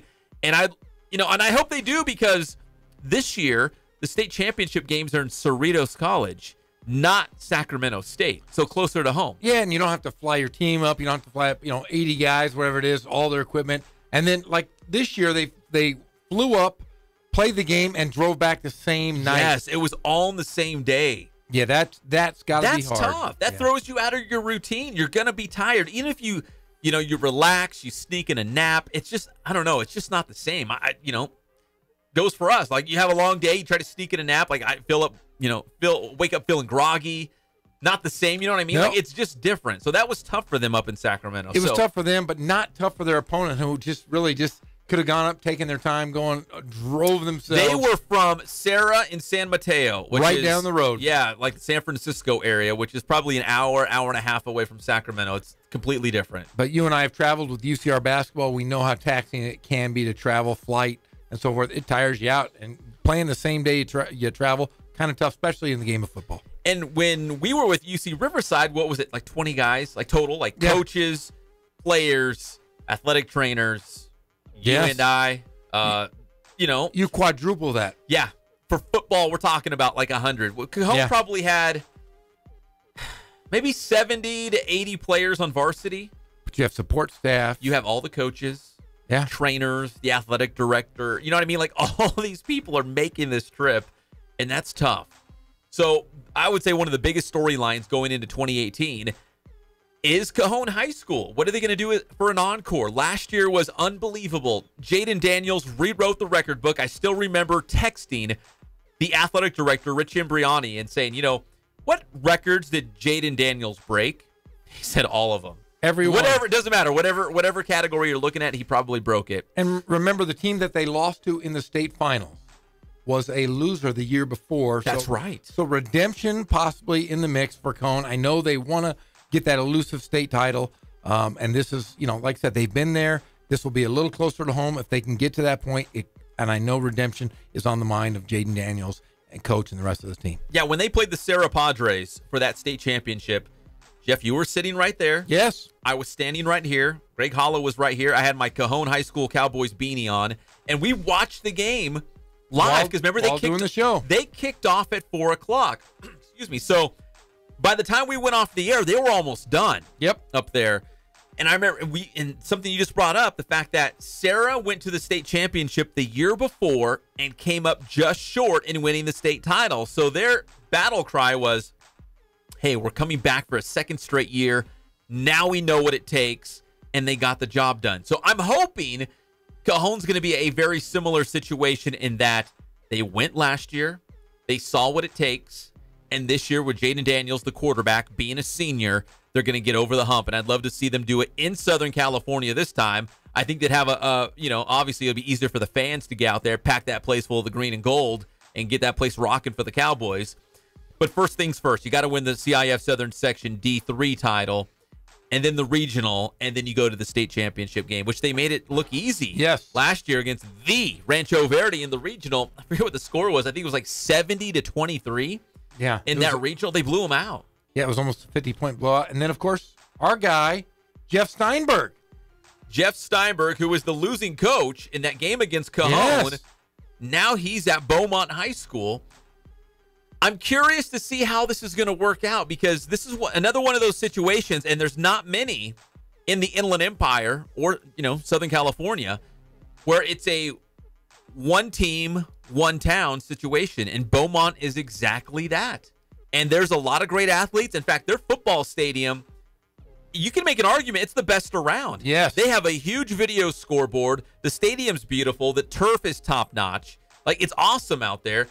If you could pick a spot that you could say, you know what, that might be the ideal situation and location to really build a high school football powerhouse, I think you could point to Beaumont. Beaumont could be a place like that. Well, if you look at the situation for Jeff Steinberg, he is a Beaumont citizen. His daughter goes to school there. He's a stone's throw away from school. He was driving from Beaumont to Rancho Verde every single day. Now he can get up 5 minutes before he has to be at work.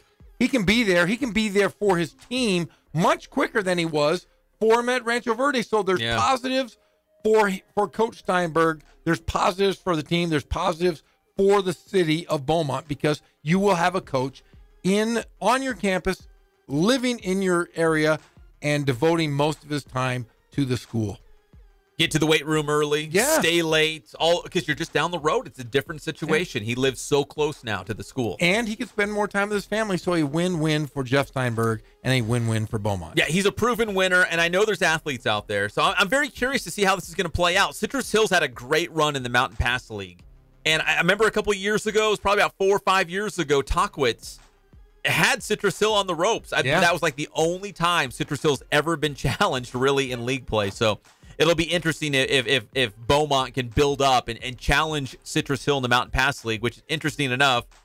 That's the rival of Rancho Verde, where Jeff Steinberg came from, so he still gets to play Citrus Hill. Yeah, and Rancho Verde has their old coach back in the fold. Yeah, Coach Duffy's back in the fold at Pete Rancho Duffy. Verde, and Steinberg did not leave the cupboard empty. They've got. They're going to be good again. They're going to be fantastic. Brock White, the quarterback, he's back for the Mustangs. Yeah. The Rancho Verde. They've got a running back, Jefferson, brother of the quarterback at Citrus Hill. Jordan Jefferson. Yes. Jonathan Jefferson was at Citrus Hill. That's right. But Jordan is the running back at Rancho Verde. All right. When we come back, we'll talk more high school football. And then right around the corner, probably in about a half hour or so, we're going to have Callie Dioff from Cal Baptist University, the big basketball star. Just had a workout with the LA Lakers. I bet you he's better than Jello Ball. Yes, he is. I bet you he is. Oh, Jello. We'll be back. It's your favorite show, the Inland Sports Show on Fox Sports IE, 1350 AM.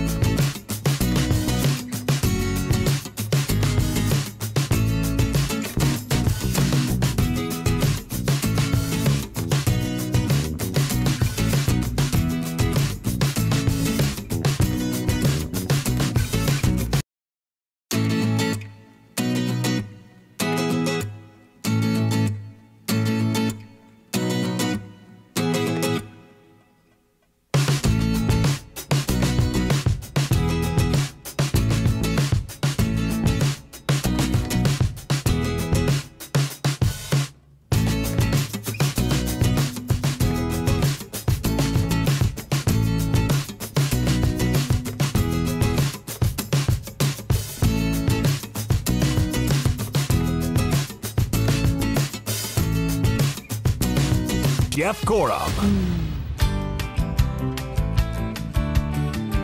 Hey, I know this band. I went to Humboldt State. All my hippie friends used to. This is Blues Traveler, right? Blues Traveler. Blues Traveler. John Popper. Yeah. Was fat, skinny. Blues and I don't even know if Traveler. he's alive. Dave Matthews. Fish. Fish with a P. Yeah. Did you listen to those? No. No, That's country guy, man. What are you talking about? I told you my roommate, my roommate in college was always would play the guitar. Did I tell you my roommate in college was John Popper? Did I ever mention that story? Like, No, I never but my roommate in college loved. Sure. He loved this band. He was like, "Oh, they're the best, man. They're so good." And he would play. He'd invite girls over, and he'd play his guitar. And then I bought a bass, and I didn't know how to play it, so it just collected dust. But my buddy got a lot of good-looking girls. So I was like, listening to that, I'm gonna learn some Dave Matthews, man. I'm gonna sing. Dave Matthews. So I lived in a house. Be quick. I lived in a house with 3 roommates. One was Julie Jo Air Williams, former Riverside Poly soccer star who played at Humboldt State. Yeah. She was the one that was in the Dave Matthews and Blues Traveler. Then one of my roommates was into Metallica and AC/DC and those. And then my other roommate was Pearl Jam, Neil Young. Creed? No Creed. And then I was the country guy. So we were all at different spots. And you guys were friends? Yeah, we lived together. But it doesn't matter. Were you friends? No hip hop? No hip hop. No. No hip hop? No. We didn't know what that was. No needed to go there. Humboldt. No. Yeah, see, all my roommates were all like hip hop guys, always. Jason Kidd? Yeah, always. Did I tell you the story about when Jason Kidd, and then I went to BYU. My roommate was Sean Bradley, I have 2 big the guys. NBA big man. 7'7", 7'6", and he was painfully skinny. He was painful to live with because we had a room that was like 8 feet by 8 feet.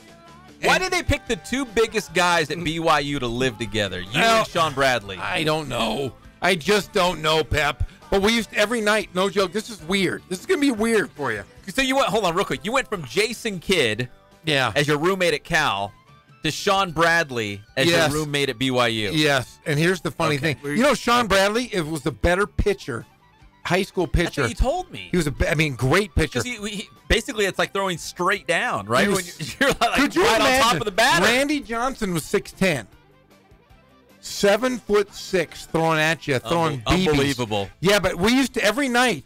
He would have to take his bed because our bed was between the walls. He would have to take his bed and put it at diagonally? Diagonally, and it would touch my bed. And sometimes in the middle of the night, your feet would touch? Our feet would touch. And I remember thinking, good Lord. And they were stinky, and he was pale, and they were like dead guy feet. They were giant. But, yeah, they would touch sometimes, and it was just weird. It's one of those things I go, oh, man, our bare feet used to touch each other's feet. Weird. That's intimate. Yeah. Were you surprised he made it to the NBA? No, he was a great athlete. He was? Great athlete. Just a good athlete. Could do everything. Could throw a football over a mountain. He could throw BBs. He could hit a baseball. But he just was an awkward-looking guy. He looked like a mantis, like a praying mantis. But the guy could play. He was just 150 pounds and 7'7". So you didn't tell your sons one day we touched feet? Yeah, Sean Bradley. He's probably got like 15 kids. Probably living in Spanish Fork, Utah, or somewhere. But that's a real place, isn't it? Yeah. That's where he was from. He probably did okay for himself, right? I mean, he was in the NBA for a while. He played for a long time, Yeah. and I think he made his money and went back to his hometown. I think it's Spanish Fork, Utah, and has done well. Nice guy. I know what I'm going to Google in the break. Yeah, Sean Bradley. Sean Bradley. What is he doing now? Maybe he's coaching baseball, but he was an all Utah, like Mr. Utah baseball player. Great player. Welcome back to the Inland Sports Show on Fox Sports IE 1350 AM. We're brought to you by KLAA Motors in Corona off of Temescal Canyon Road, where you can buy, you can trade, and you can finance all in the same spot. It's that easy. No headaches. And when you mention the Inland Sports Show, you get $500 off. Any vehicle they got. Just say Inland Sports Show and $500 off. It's our gift to you. Here on the Inland Sports Show, KLAA Motors in Corona, off of Temescal Canyon Road. CatalanoCars.com is the website.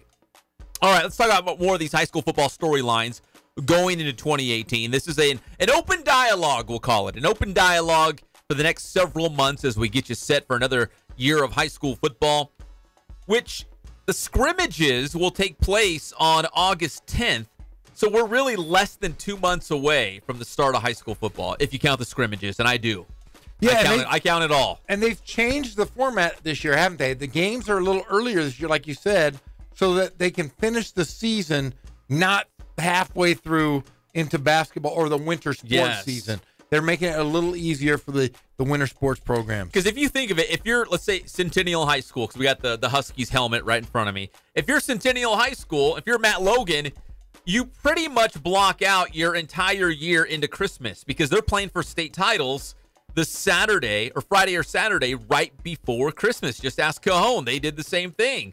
So you're basically busy all the way up into Christmas. There's no weekends. There's no time off. You can't even wrap presents. Matt Logan, he's done this show and said, man, love winning football games. I love winning state championships, but it's really hard because I can't even hang the Christmas lights. I can't wrap presents. I can't go shopping because they're busy. They play all the way up into Christmas. So hopefully this will be a little bit of a break. Not much, but a little bit of a break before Christmas, the end of the high school football season into Christmas. So yeah, and it gives the athletes the time to kind of recoup themselves as they go into other sports. Especially, yeah, if they're a basketball guy. I know a lot of football players wrestle as well, so they, a little bit of a break as they go through those, holiday tournaments. There's a lot of stuff going on in and around Christmas and New Year. So, but speaking of Centennial, the big question is who's going to be the quarterback replacing the great Tanner McKee? And there's a couple names currently on the roster. Colt Fulton is a guy who transfers from the state of Utah. There's a lot of hype around him. There's another guy who is a transfer from Mater Dei High School, Carter Friedland. And we've talked to Matt Logan on this show before. And, doing a platoon at quarterback is probably not the ideal situation. But Coach Logan's done it in the past, and he's had a lot of success doing that, playing two different quarterbacks as starters. And there's a couple of programs that are in the same scenario. I mean, Norco this season, they had Nick Lasher, who was an all-CIF, all-league quarterback.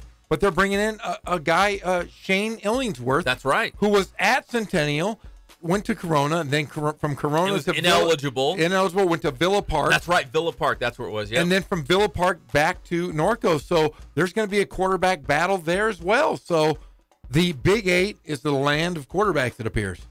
And Centennial's had a great run of quarterbacks, at least since I've been around. It was Hayden Gavitt, Robert Weber, Anthony Catalano. Playing at Azusa Pacific That's now. right. Ketteringham.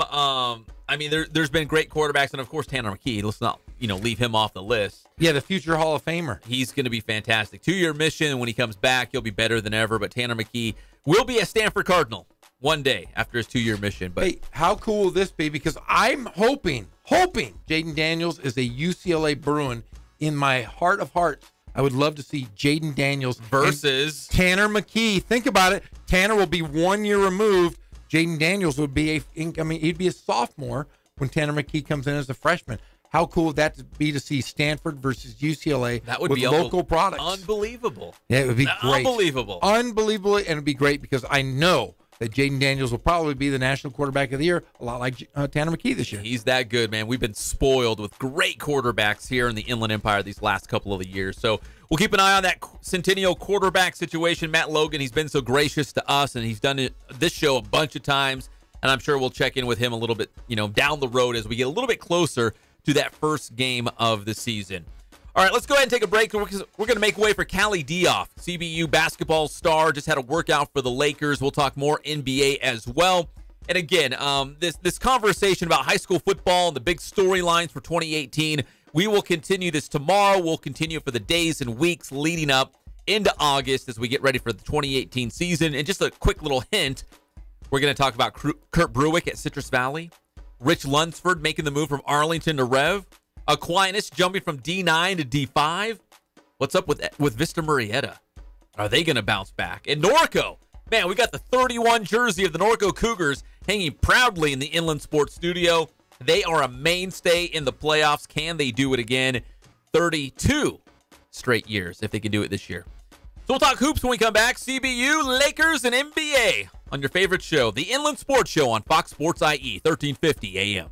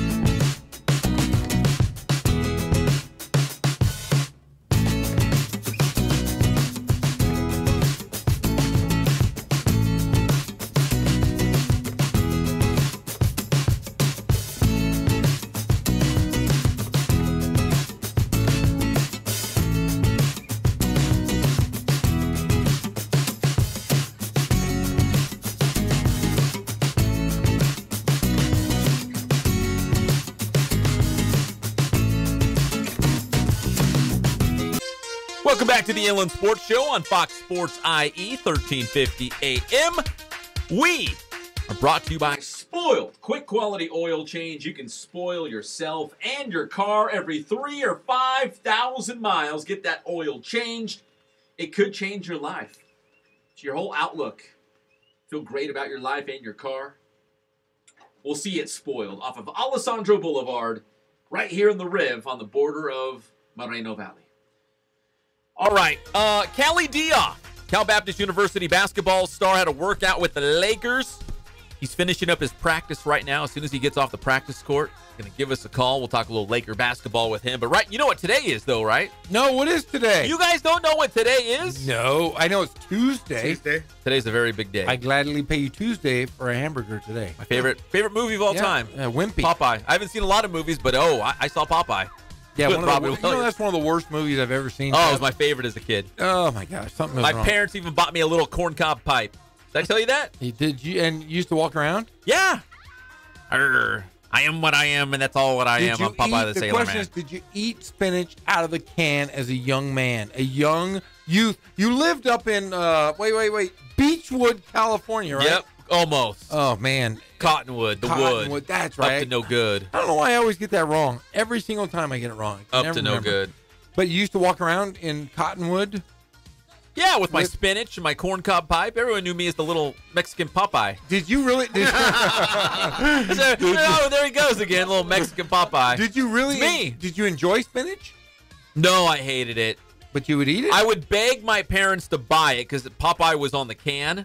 Yeah. You know, like the wrapper on the can. It was canned spinach. Yeah. Be like, oh, please, please, please, please, please. And they're like, you're not going to like it. No, please, please, please, please, please, will you buy it? Please, just 1 or 2 cans. And we'd get it home. And they'd get it, they'd buy it. They'd bring it home and they'd open it. And I'd be like, oh, gosh, this is gross. But you would eat it, though. Do you remember the first time that you actually, Yeah, I remember just smelling it and seeing it all, kind of gloppy and slimy and what did you oozing think out. it was going to taste like? I don't know. I was just a dumb kid. I mean, I was the Mexican Popeye of Cottonwood. I mean, I don't know. I don't know what I was expecting. So did you eat it and then go outside and try to lift something? Oh yeah, I thought I was super strong. Oh yeah, I'd trying to punch other kids out and lift super. Watching me lift the heavy buggy, things. Dad. Oh. How'd we get on that? I don't know. What's today? Oh yeah, it says today. What is today? Warriors Championship Parade Day! No, Yay! It's National Jerky Day. Oh, it is? Yeah. Oh yeah, the Warriors though, they did have their parade. Didn't the last Is that why Key West is doing cartwheels in the hallway? Is he doing No. But didn't they give away pizza to everybody their first 2 championships? I think they gave away pizza to everybody that showed up, but I think it cost too much money, so they didn't do it this year. No pizza. No slices of pie for everybody. But yeah, what a cool thing. I'm a big fan of Golden State. I think what they're doing is pretty cool. Hashtag my Warriors. Hashtag my Warriors. I think what they're doing is cool. A lot of people are like, oh, this is not good for the NBA. I think it's good for the NBA because a lot of people will forget that the Lakers, during the Magic Johnson era, they were in the finals 8 out of 10 years. That was a pretty good team. And there was no complaints back then. There was also a time when Bill Russell won, I think, 10 or 11 straight championships. How is he not considered one of the greatest of all time? I know he's mentioned in the top 100 and so forth, but Bill Russell, the little guy from the University of San Francisco, comes in and wins a number, holds more championships than anybody in NBA history as a coach, as a player coach, as a player. You want some of the highlights from the Golden State Championship Parade? Yes, are there highlights? Well, yeah, there's Draymond Green, and he's got a shirt on that has the rings. It looks almost like Thanos' glove from Avengers. Which is kind of funny. With 3 rings, but it gets better. Here's the best part. So, Oakland and the Warriors are trolling LeBron James. What do you mean, Trolling means like poking fun at, mocking. So here is a picture of, they're like these all-terrain, like 4-wheelers, almost like a souped-up golf cart, you could say. Polaris. Those are what those things. Yes. They're the police. They're keeping everyone safe so everyone can celebrate with the Warriors. Swaggy P, all of those guys. Swaggy P's an NBA champ. Charles Barkley is not. Here are the Golden State Warriors, Oakland police, patrolling around the parade route. What do they have on the grill of the Polaris? is a crying LeBron James face. Oh, so will that take the place of the crying Jordan? Because remember, the crying Jordan was everywhere. Oh, it still is everywhere. The crying Jordan, have you ever noticed that? It looks like he's got a big puffy face. It looks like Michael Jordan has been drinking really, really heavily for years in that picture. Dang. Have you ever seen it? Yeah. Is that Yeah, the one real that red face. he was crying during the North Carolina, right? No, I don't know where they got it I from. think He's like it an was. older guy. But yeah, the best thing is LeBron is he had the broken hand. Think about this. He's lost 8 of 9. 8 of 9 in 2 years to the Golden State Warriors. And last year he had Kyrie Irving. 8 of 9. That's an incredible feat from Golden State. And remember, Golden State nearly lost to Houston. And then, of course, the Cleveland Cavaliers swept Toronto. So how bad, that just tells you, I was thinking about that today, how bad was the Eastern Conference this year if the Golden State Warriors were able to sweep Cleveland, but yet Cleveland was able to sweep the number 1 team in the East, the Toronto Raptors. Bad matchups in the NBA all across the board. And think of it this way, Golden State wasn't even the number 1 seed in the West. No, it's Houston. People forget about that. That's Houston just was crazy. number 1. And I think the NBA is good in the sense that I like the Golden State Warriors. I like what they've done. Guys have taken pay cuts to keep this team together. Draymond Green took a pay cut. I think Klay Thompson, a lot of people say Klay Thompson wants his own team. Why would you really want your own team when you've won 3 championships out of the last 4 and you're really just in the middle of it? He's going to make that money on the back end. He's got shoes that are from China, which he's made, I would say There's probably 2 billion people in China. Yeah, and he's made close to $100 million off his endorsement of a shoe I've never heard of, and he's probably going to sign a $118 million 4-year deal with Golden State to remain with him. Why would you leave? Oh, my gosh. I'm looking at some of the video and pictures from the championship parade. Again, the LeBron James crying face on all the police vehicles. It's pretty darn funny. That's the best thing. But, and I'm taking this comparison from somebody else who said that, you do a school project. Remember school projects? Do them all the time still for my kids. Teachers, they put the kids together like a group project. Yes. They put the kids together, and there's always like 1 or 2 that does all the work, and the other 2 or 3 just sit back and do nothing. They coast. Yes. Well, the Warriors, I'm looking at all the videos and the pictures, and the guys acting a fool are the guys from the bench. Of course, the bench mob is, but look at the guys they had. Big JaVale McGee. They're all nuts. I mean, like, you don't see Steph Curry, like, lifting up babies from the crowd. Jordan Bell was, like, drinking alcohol with the fans. Yeah, Hennessy. They were trolling JR. Swaggy P's, like, jumping in the crowd. I don't think he even had a shirt on. He didn't have a shirt on when he got off the airplane. But, like, these guys barely played. The star players, they roll out all calmly. They got the championship trophy. They get their spot on the bus. They wave to the crowd. Because the bench has all the energy. They have all the energy. These other guys are spent because they just won the title. But all these other guys who didn't hardly play, they're all out there acting a fool. JaVale McGee, acting the fool, has 2 rings. 2 rings. I want that to sink in. Think of all of the great players in the NBA over the history of the time that have Barkley, Malone. That's the first 2 that jumped to my mind. Steve Nash. The Stockton. Sean Bradley. Were great. But, like, think of it. These guys never won championships. It was because of the Jordan era. Now it's the Golden State era. It was the Lakers era. It's just kind of, it's really funny. There's so many good players that have never won NBA championships. Someone was calling out Kobe saying, this is what a championship team looks like. These guys had to go through LeBron, or LeBron had to go through them. I guess you could look at it both ways. And then Kobe responded on Twitter and saying, did you guys forget about the Spurs? Like, they were a dynasty. The Lakers had to go through the Spurs every single year just to get to the finals. Tim Duncan.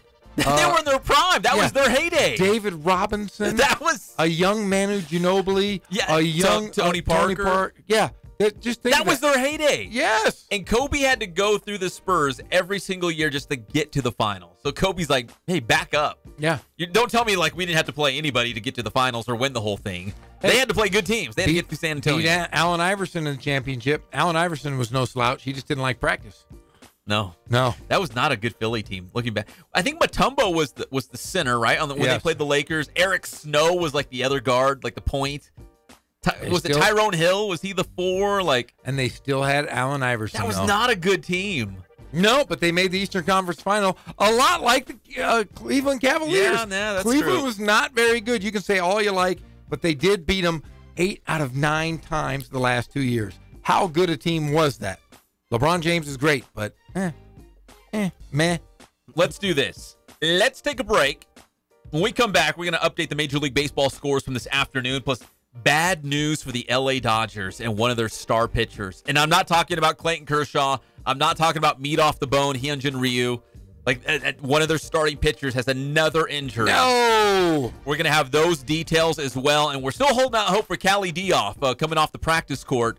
Just had a workout with the Lakers. And we are an antiquated show today because we're going to be shortened. Yeah, when we come back, this is it. This is the last segment, Jeff. Yeah. It's almost time to go home. Yes. We're going to wrap things up about 5:40 and turn things over to Rancho Cucamonga Quakes baseball. They are on the road at Lake Elsinore again, trying for back-to-back wins against the Storm. We'll be right back. It's your favorite show, the Inland Sports Show on Fox Sports IE, 1350 AM.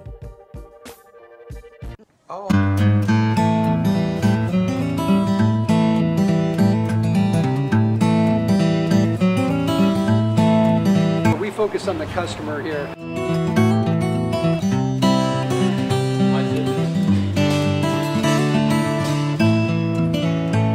Believe it or not, that is the biggest thing for customers on an oil change. They just want the convenience of coming in, driving in, getting it done, and driving out.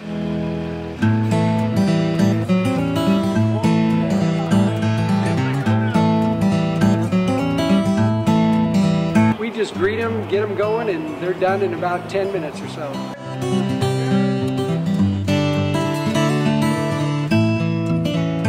We don't push any sales on them. We do the oil change, and I think that's what sets us apart is our customer service. Vacuumed and cleaned your windshield for you as well. Everything's looking pretty good. You come into us one time, believe me, we'll spoil you and you'll be ready to come back the next time.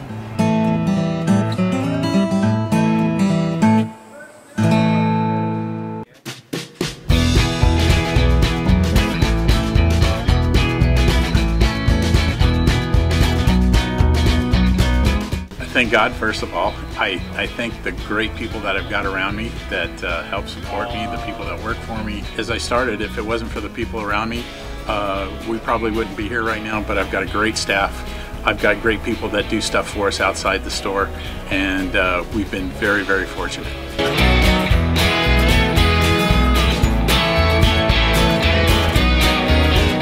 Our service is impeccable, and we just keep trying to get better every year. We can do online stuff for your teams, as well as, like I said, the screen printing, the embroidery. We also have 3 women that do extra sewing for us, like tackle tool on uniforms, or the bling or rhinestones for different shirts for the ladies. That's why we have certain racks just for certain schools, and the fun about that is that it turns into other schools that may come in here that aren't as close, that we can do stuff for them as well. We've had very, very good customers throughout the years, and it's just been a blast.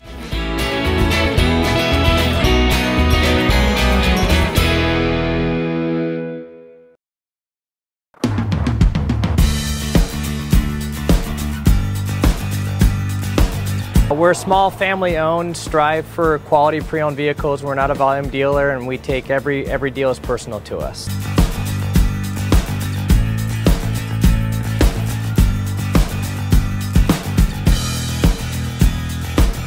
We're a low-stress environment. We're not a pressure sales house. If you want to shop us, you're more than welcome to shop us. We have, like I said, great rates, competitive financing, a lot of one-owner, clean Carfax, clean title vehicles. As you see, we have Carfax everywhere. That's most important to us, to educate our customers before they make a purchase.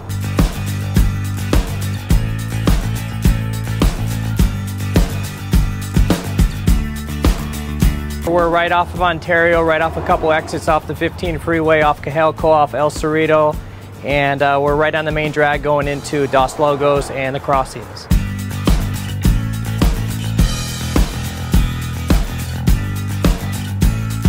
We have great financing, we have great lenders that we're using. We do buy, sell, trade, cash for your car. Whatever we need to do to help accommodate the customer, that's what we're here for.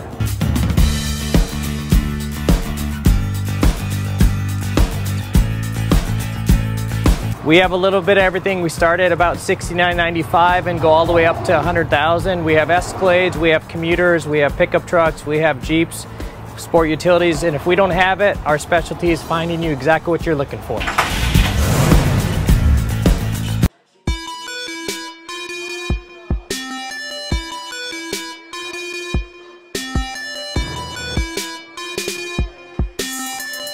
I played once upon a time at Centennial High School. I was actually on the first ever CIF championship team back in 2000, and then my senior year we won it again.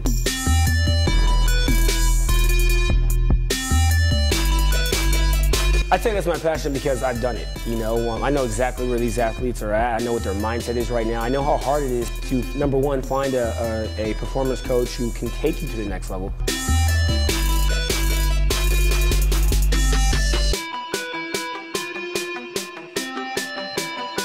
What sets us apart has to be, you know, how we work with our athletes and what we know.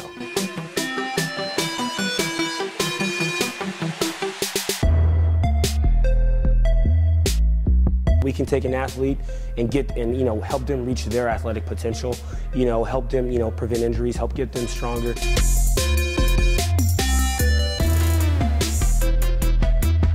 I know every single athlete who steps into this gym. I know exactly where they're at, and I'm going to progress them every week. If you're not getting results, then, you know, really what's it about? We're going to deliver something that's measurable, you know, in terms of speed, power, you know, strength, agility.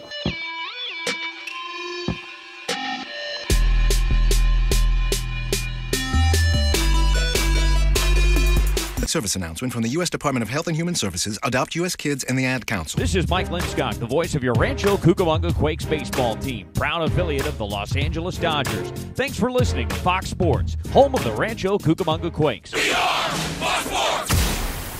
Montana. Ron, are you okay? The man put it back, sir. Calm down. Breathe, Ron. Breathe. The man, the motorcycle. What did the bad man do, Ron? The motorcycle on the bridge. I hit him with a burrito. We're back to the Inland Sports Show. Here are your hosts, Pep Fernandez and Jeff Corum.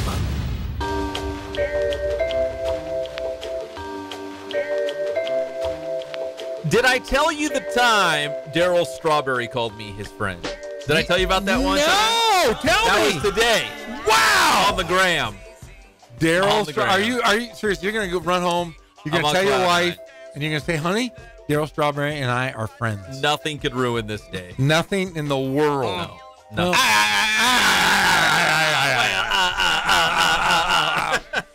Nothing. Absolutely nothing. I am on cloud 9. I am feeling great. You guys can tear me down all you want. I don't even care. We will. Trust me, we will. Jeff Gorham, Greg Holla. I'm simply Pep Fernandez, brought to you by Ken Sporting Goods. The Inland Sports Show on Fox Sports IE 1350 AM. KenSportingGoods.com is the website. You can go check them out for yourself. Right off the 15 freeway in Horsetown, USA. Norco with all your great sporting gear. And they can do Letterman's jackets. They can do team sales. So if you need a whole bunch of polo shirts, whole bunch of jerseys, hats, they can do that too. Ken Sporting Goods for more than 40 years. That's not by accident. No. They do it right. Hey, did you see who we're going to open with in the World Cup this year? The United States? Yeah. Did you see I'd love to hear this, Jeff. They're playing China tonight, it looks like. Oh, it's a women's friendly, whatever that is. It's a women's friendly. Friendly. Why are we not in the World Cup again? Because we didn't qualify for it. Who did we lose to? Everybody. Are you kidding me? Oh, man. Everybody. I'm telling you, man, I loved the World Cup the last time I was here, or the last time that was the World Cup. I don't know where it was. But they're talking about it's coming back here possibly. Did you hear that? Yeah. We're going to know by tomorrow's show. We'll know if we get Is it by tomorrow? By tomorrow. Oh, look at you. It was, yeah, I've been studying, and I saw World Cup friendly, but it was an exhibition with our women's team. Now, the women's team's very good for the United States. Will they qualify? They may not so good. Well, they the qualify? women, yeah, they've won it. They're great. Is that where the girl like took off her shirt and was running around? Brandy Chastain. Brandy Chastain. I didn't want to see her take off her shirt and run around. And throw You her did. out. There's a really pretty girl though from Chino Hills. No. Why am I drawing a blank? Alex Morgan. Alex There you Morgan. go. Oh yeah, I follow her on the gram. She's a cutie. She's a local girl. I'd love to get her in studio. We have all these smelly dudes. Be nice to get. She's like one of the best in the world. Lots of smelly. I don't want Hope Solo though because she'll beat us all up. She's big and burly. She's big, burly, and she beats up dudes. I don't want to be near her. Yeah. No, I think it was her husband. I think it was her husband, her brother, her uncle. Everybody. 14 of his best friends. Yeah, she beat them all up. She's tough. But Hope Solo, yeah. But the World Cup starts on Thursday. It will not include the Stars and Stripes. We didn't make it. But we do have Russia against Saudi Arabia on Thursday. Ooh. Throw the numbers out the window when those two get together. Do we have Lionel Messi playing? For Argentina? See? And then the other guy who's like a chiseled Ronaldo? God. Ronaldo. Isn't he the guy that takes off his shirt all the time? What country does Ronaldo play for, Jeff? Spain. Close. España. Argentina. Portugal. See. Hey, they speak Portuguese in Brazil. There you go. Close enough. Neymar. You know Neymar from Brazil? He's their big star. Does Pele still play? No, he just quit. How about that guy, Landon Donovan? He just quit. He just quit too. Yeah, he just missed it. Any other soccer guys of note? Eric Winalda. How about Ronaldinho? You don't remember Dunga or Fred? I know Dunga. You remember Fred? No, Fred. Bebeto? Ronaldo? No. Wayne Rooney, the old Roon dog? Wayne Rooney. Rooney's coming to the MLS. I think he did, didn't he? What? Washington, D.C.? Yeah. He's playing? Yeah, he's here. They're not making a big He's deal on about American it? soil. They're not even making a big deal about it? It's America. Did you know the Washington Capitals had their championship parade today? Who? The hockey team. Oh, the hockey team. On the same day as the Golden State guess. Warriors? Is that right, Kono? Correct. Yeah, so right now, they're partying. Did they put grease on their poles? Probably not. No. Who put the grease Sounds on the wrong poles? when you say it. Who put the grease on Philly. Philadelphia? But they had a right. Philly fans are nuts, though. But Philly's won more championships than anybody this year. They've owned it. Villanova, Eagles. Well, just that's enough right there. Those two guys, That's plenty. I mean, that's the two biggest things there. Is But that's a great thing about it. The Phillies are on the rise. The Sixers are on the rise, right? Yeah. I don't know about the Flyers, but see, I'm starting to think, and you're probably going to think I'm wrong. I'm not too sure about Philadelphia being on the rise. Yeah. The Sixers? But for basketball? I'm really having a hard time. Definitely. I think they're stagnant unless Ben Simmons develops a jump shot. Ben Simmons is playing right now overseas in China. He is? His first day was today. He's playing with a bunch of NBA guys, and they've gone over and they do like the next Like an ambassador tour? And I'm just thinking to myself, I hope he's shooting jumpers over there, because if he doesn't start shooting jumpers, because they're going to lose J.J. Redick. J.J. Redick, I bet you is a Golden State Warrior next year. You think so? I think so. He's an unrestricted free agent. He's not going to command the 5-year deals anymore. Well, that'd be an upgrade for Golden State. That'd be With what great. they have now, that'd be an upgrade. Well, I think a lot of guys are going to want to still play because they're right in the middle of that dynasty. I think you're right. Yeah, I am right. You want some bad news? Yes, I want bad news. You look like you want some bad news. I can always look as chipper as I am today. Give me some bad news. Because Daryl Strawberry hit me up on Instagram, so I feel great. Like nothing's going to bring me down. Okay, what's going to bring me I'm down? not a Dodger fan. No. Greg Holla is. Oh, I know. am. And there's a lot of Dodger fans out there. Why are you going to do this to us? I'm just reporting the Why news. do you want to be the bearer of Give bad us the news? I am just reporting the news. Walker Buehler, starting pitcher for the Los Angeles Dodgers, is headed to the disabled list for a couple weeks. with a fractured rib. Because remember, he had Tommy John surgery 2 years ago. Last year was his comeback year. I'm glad it's not that elbow. Basically, it's like, who's left? Nobody. For the Dodgers. Rich Hill, is he back? I don't think so. And then Kenta Maeda, I think he's going to be coming back this week. There was a little bit of speculation if he was going to make a rehab start. But Kenta Maeda is hopefully going to be back this week. Hyunjin Ryu will be after the All-Star break. Clayton Kershaw, I have no idea. Is he still playing? Kershaw. Yeah, he's still playing. He's still playing? But they're just so banged up. Starting pitching, they're just running out of guys. In fact, I think his name was Ferguson. Some guy named Ferguson was just called up from AAA. Like, they don't have enough arms right now because guys are just getting hurt right and left. It's very bizarre. But as Trent Rush, the voice of the Angels post-game, he mentioned man, how good a position are the Dodgers in? They're 2 games over 500, but yet they're only a couple games out, 2.5 out. See, this is as bad as it's going to get for the Dodgers. It is. Like, they're right there, still in the hunt to win the division title, and I think this is rock bottom. I'm trying to be generous. I'm trying to be glass half full right here with the Dodgers being, this is as bad as it's going to get. They are so banged up. Guys who were not hitting are finally starting to hit a little bit. I feel like they hit rock bottom. They can only go up. And the good news is it's not like they're buried in the division. It's not like they're in the cellar 15 games out of the lead. They're right there. And here you look at the Angels, and you're like, man, stinks to be them. Here they had a great start to the season. Mike Trout is unbelievable. Their starting pitching has been a pleasant surprise. And they're in 3rd place in their division. Yeah, it's crazy. Crazy stuff. And the Dodgers, I mean, it's only going to go up. Guys are going to get healthy. Cody Bellinger's finding his swing, right? And then Jock Peterson's been hitting a little bit as well. So Max Muncy's been an awesome surprise. He's been fantastic. He had 4 home runs in a row. If you're the Dodgers, you've got to sit back and think, as rough as the first couple of months of the season have been, it's only going to get better. Where the guys are going to start hitting, the pitchers are going to get healthy, everything is going to come together just in time for the playoffs and the playoff push. And do we have a Dodger lineup? I'm trying to look on the line. No, there is. I've seen it. You have? I've seen it with my own eyes. Bartolo Colon is coming back. He's going to eat some burritos before he pitches. He's going to visit some old friends and family out here in Southern California. Bartolo Colon, one of the great Angels and one of the best eaters in all of baseball. He is the round mound. One of the great Angels? I don't know. Oh, he is the round mound on the mound. Hey, here's some good news then. Okay, give me some good news. Just recently, about an hour ago, Kenta Maeda will start on Wednesday. So Kenta Maeda back in the Dodgers starting rotation. Here is the lineup tonight as they are taking on the Texas Rangers after a night off. They're back in action at the Ravine. Chris Taylor's going to hit leadoff. He's playing shortstop. Man, okay, so Max Muncy's played a lot of third base and a lot of first base. They have him at second tonight. What does this guy not do? He does it all. He was a great Isn't that kind of the trend for the Dodgers? Like these guys who are very versatile. Utility guys. Man, okay, so Muncy's hitting second and playing second base. Your boy JT, Justin Turner, playing third and hitting third. That's his spot. Don't move JT. That's his spot.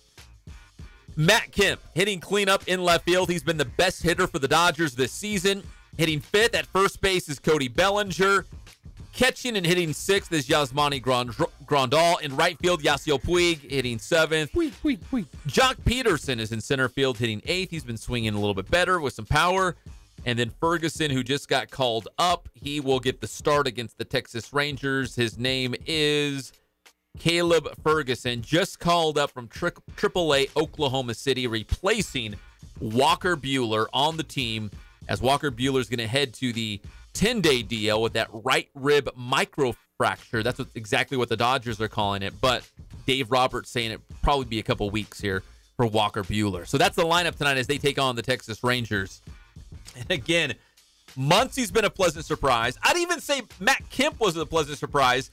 If you go back to spring training, I would say Dodgers fans and personnel were probably not real optimistic that Matt Kemp would even make the team out of spring training. Well, the All-Star balloting update, the first one came out, and Matt Kemp is the only Dodger in a starting spot. Is he really? Now. He's the only guy in a starting spot. And that's fan voting, right? Yes. Let's see here. I can go through some of the local guys. Cody Bellinger's fourth, first baseman. Mike Trout is not number one, believe it or not, for outfielders. How can he not Who's be? number one right now in the early All-Star vote? Mookie Betts has he's having a great year. He's 100,000 more votes than Mike Trout. Mike Trout is second. Aaron Judge is third. These are outfielders. And that's about it from our local guys. Shohei Ohtani is third in voting as a designated hitter. So isn't that what Trent Rush said, that like if he comes back and the elbow is not 100% and he can't pitch, he still might be able to hit? Well, that's what they said. They said that if it's if it's the plasma injections work, but he's not able to pitch, they would use him as a hitter the rest of the year. That's interesting. Which would be okay as long as he doesn't need surgery. That's very interesting. And you can do a lot of strength and conditioning to maybe strengthen that area around the elbow. But he is one of those. He is one of the best hitters in baseball.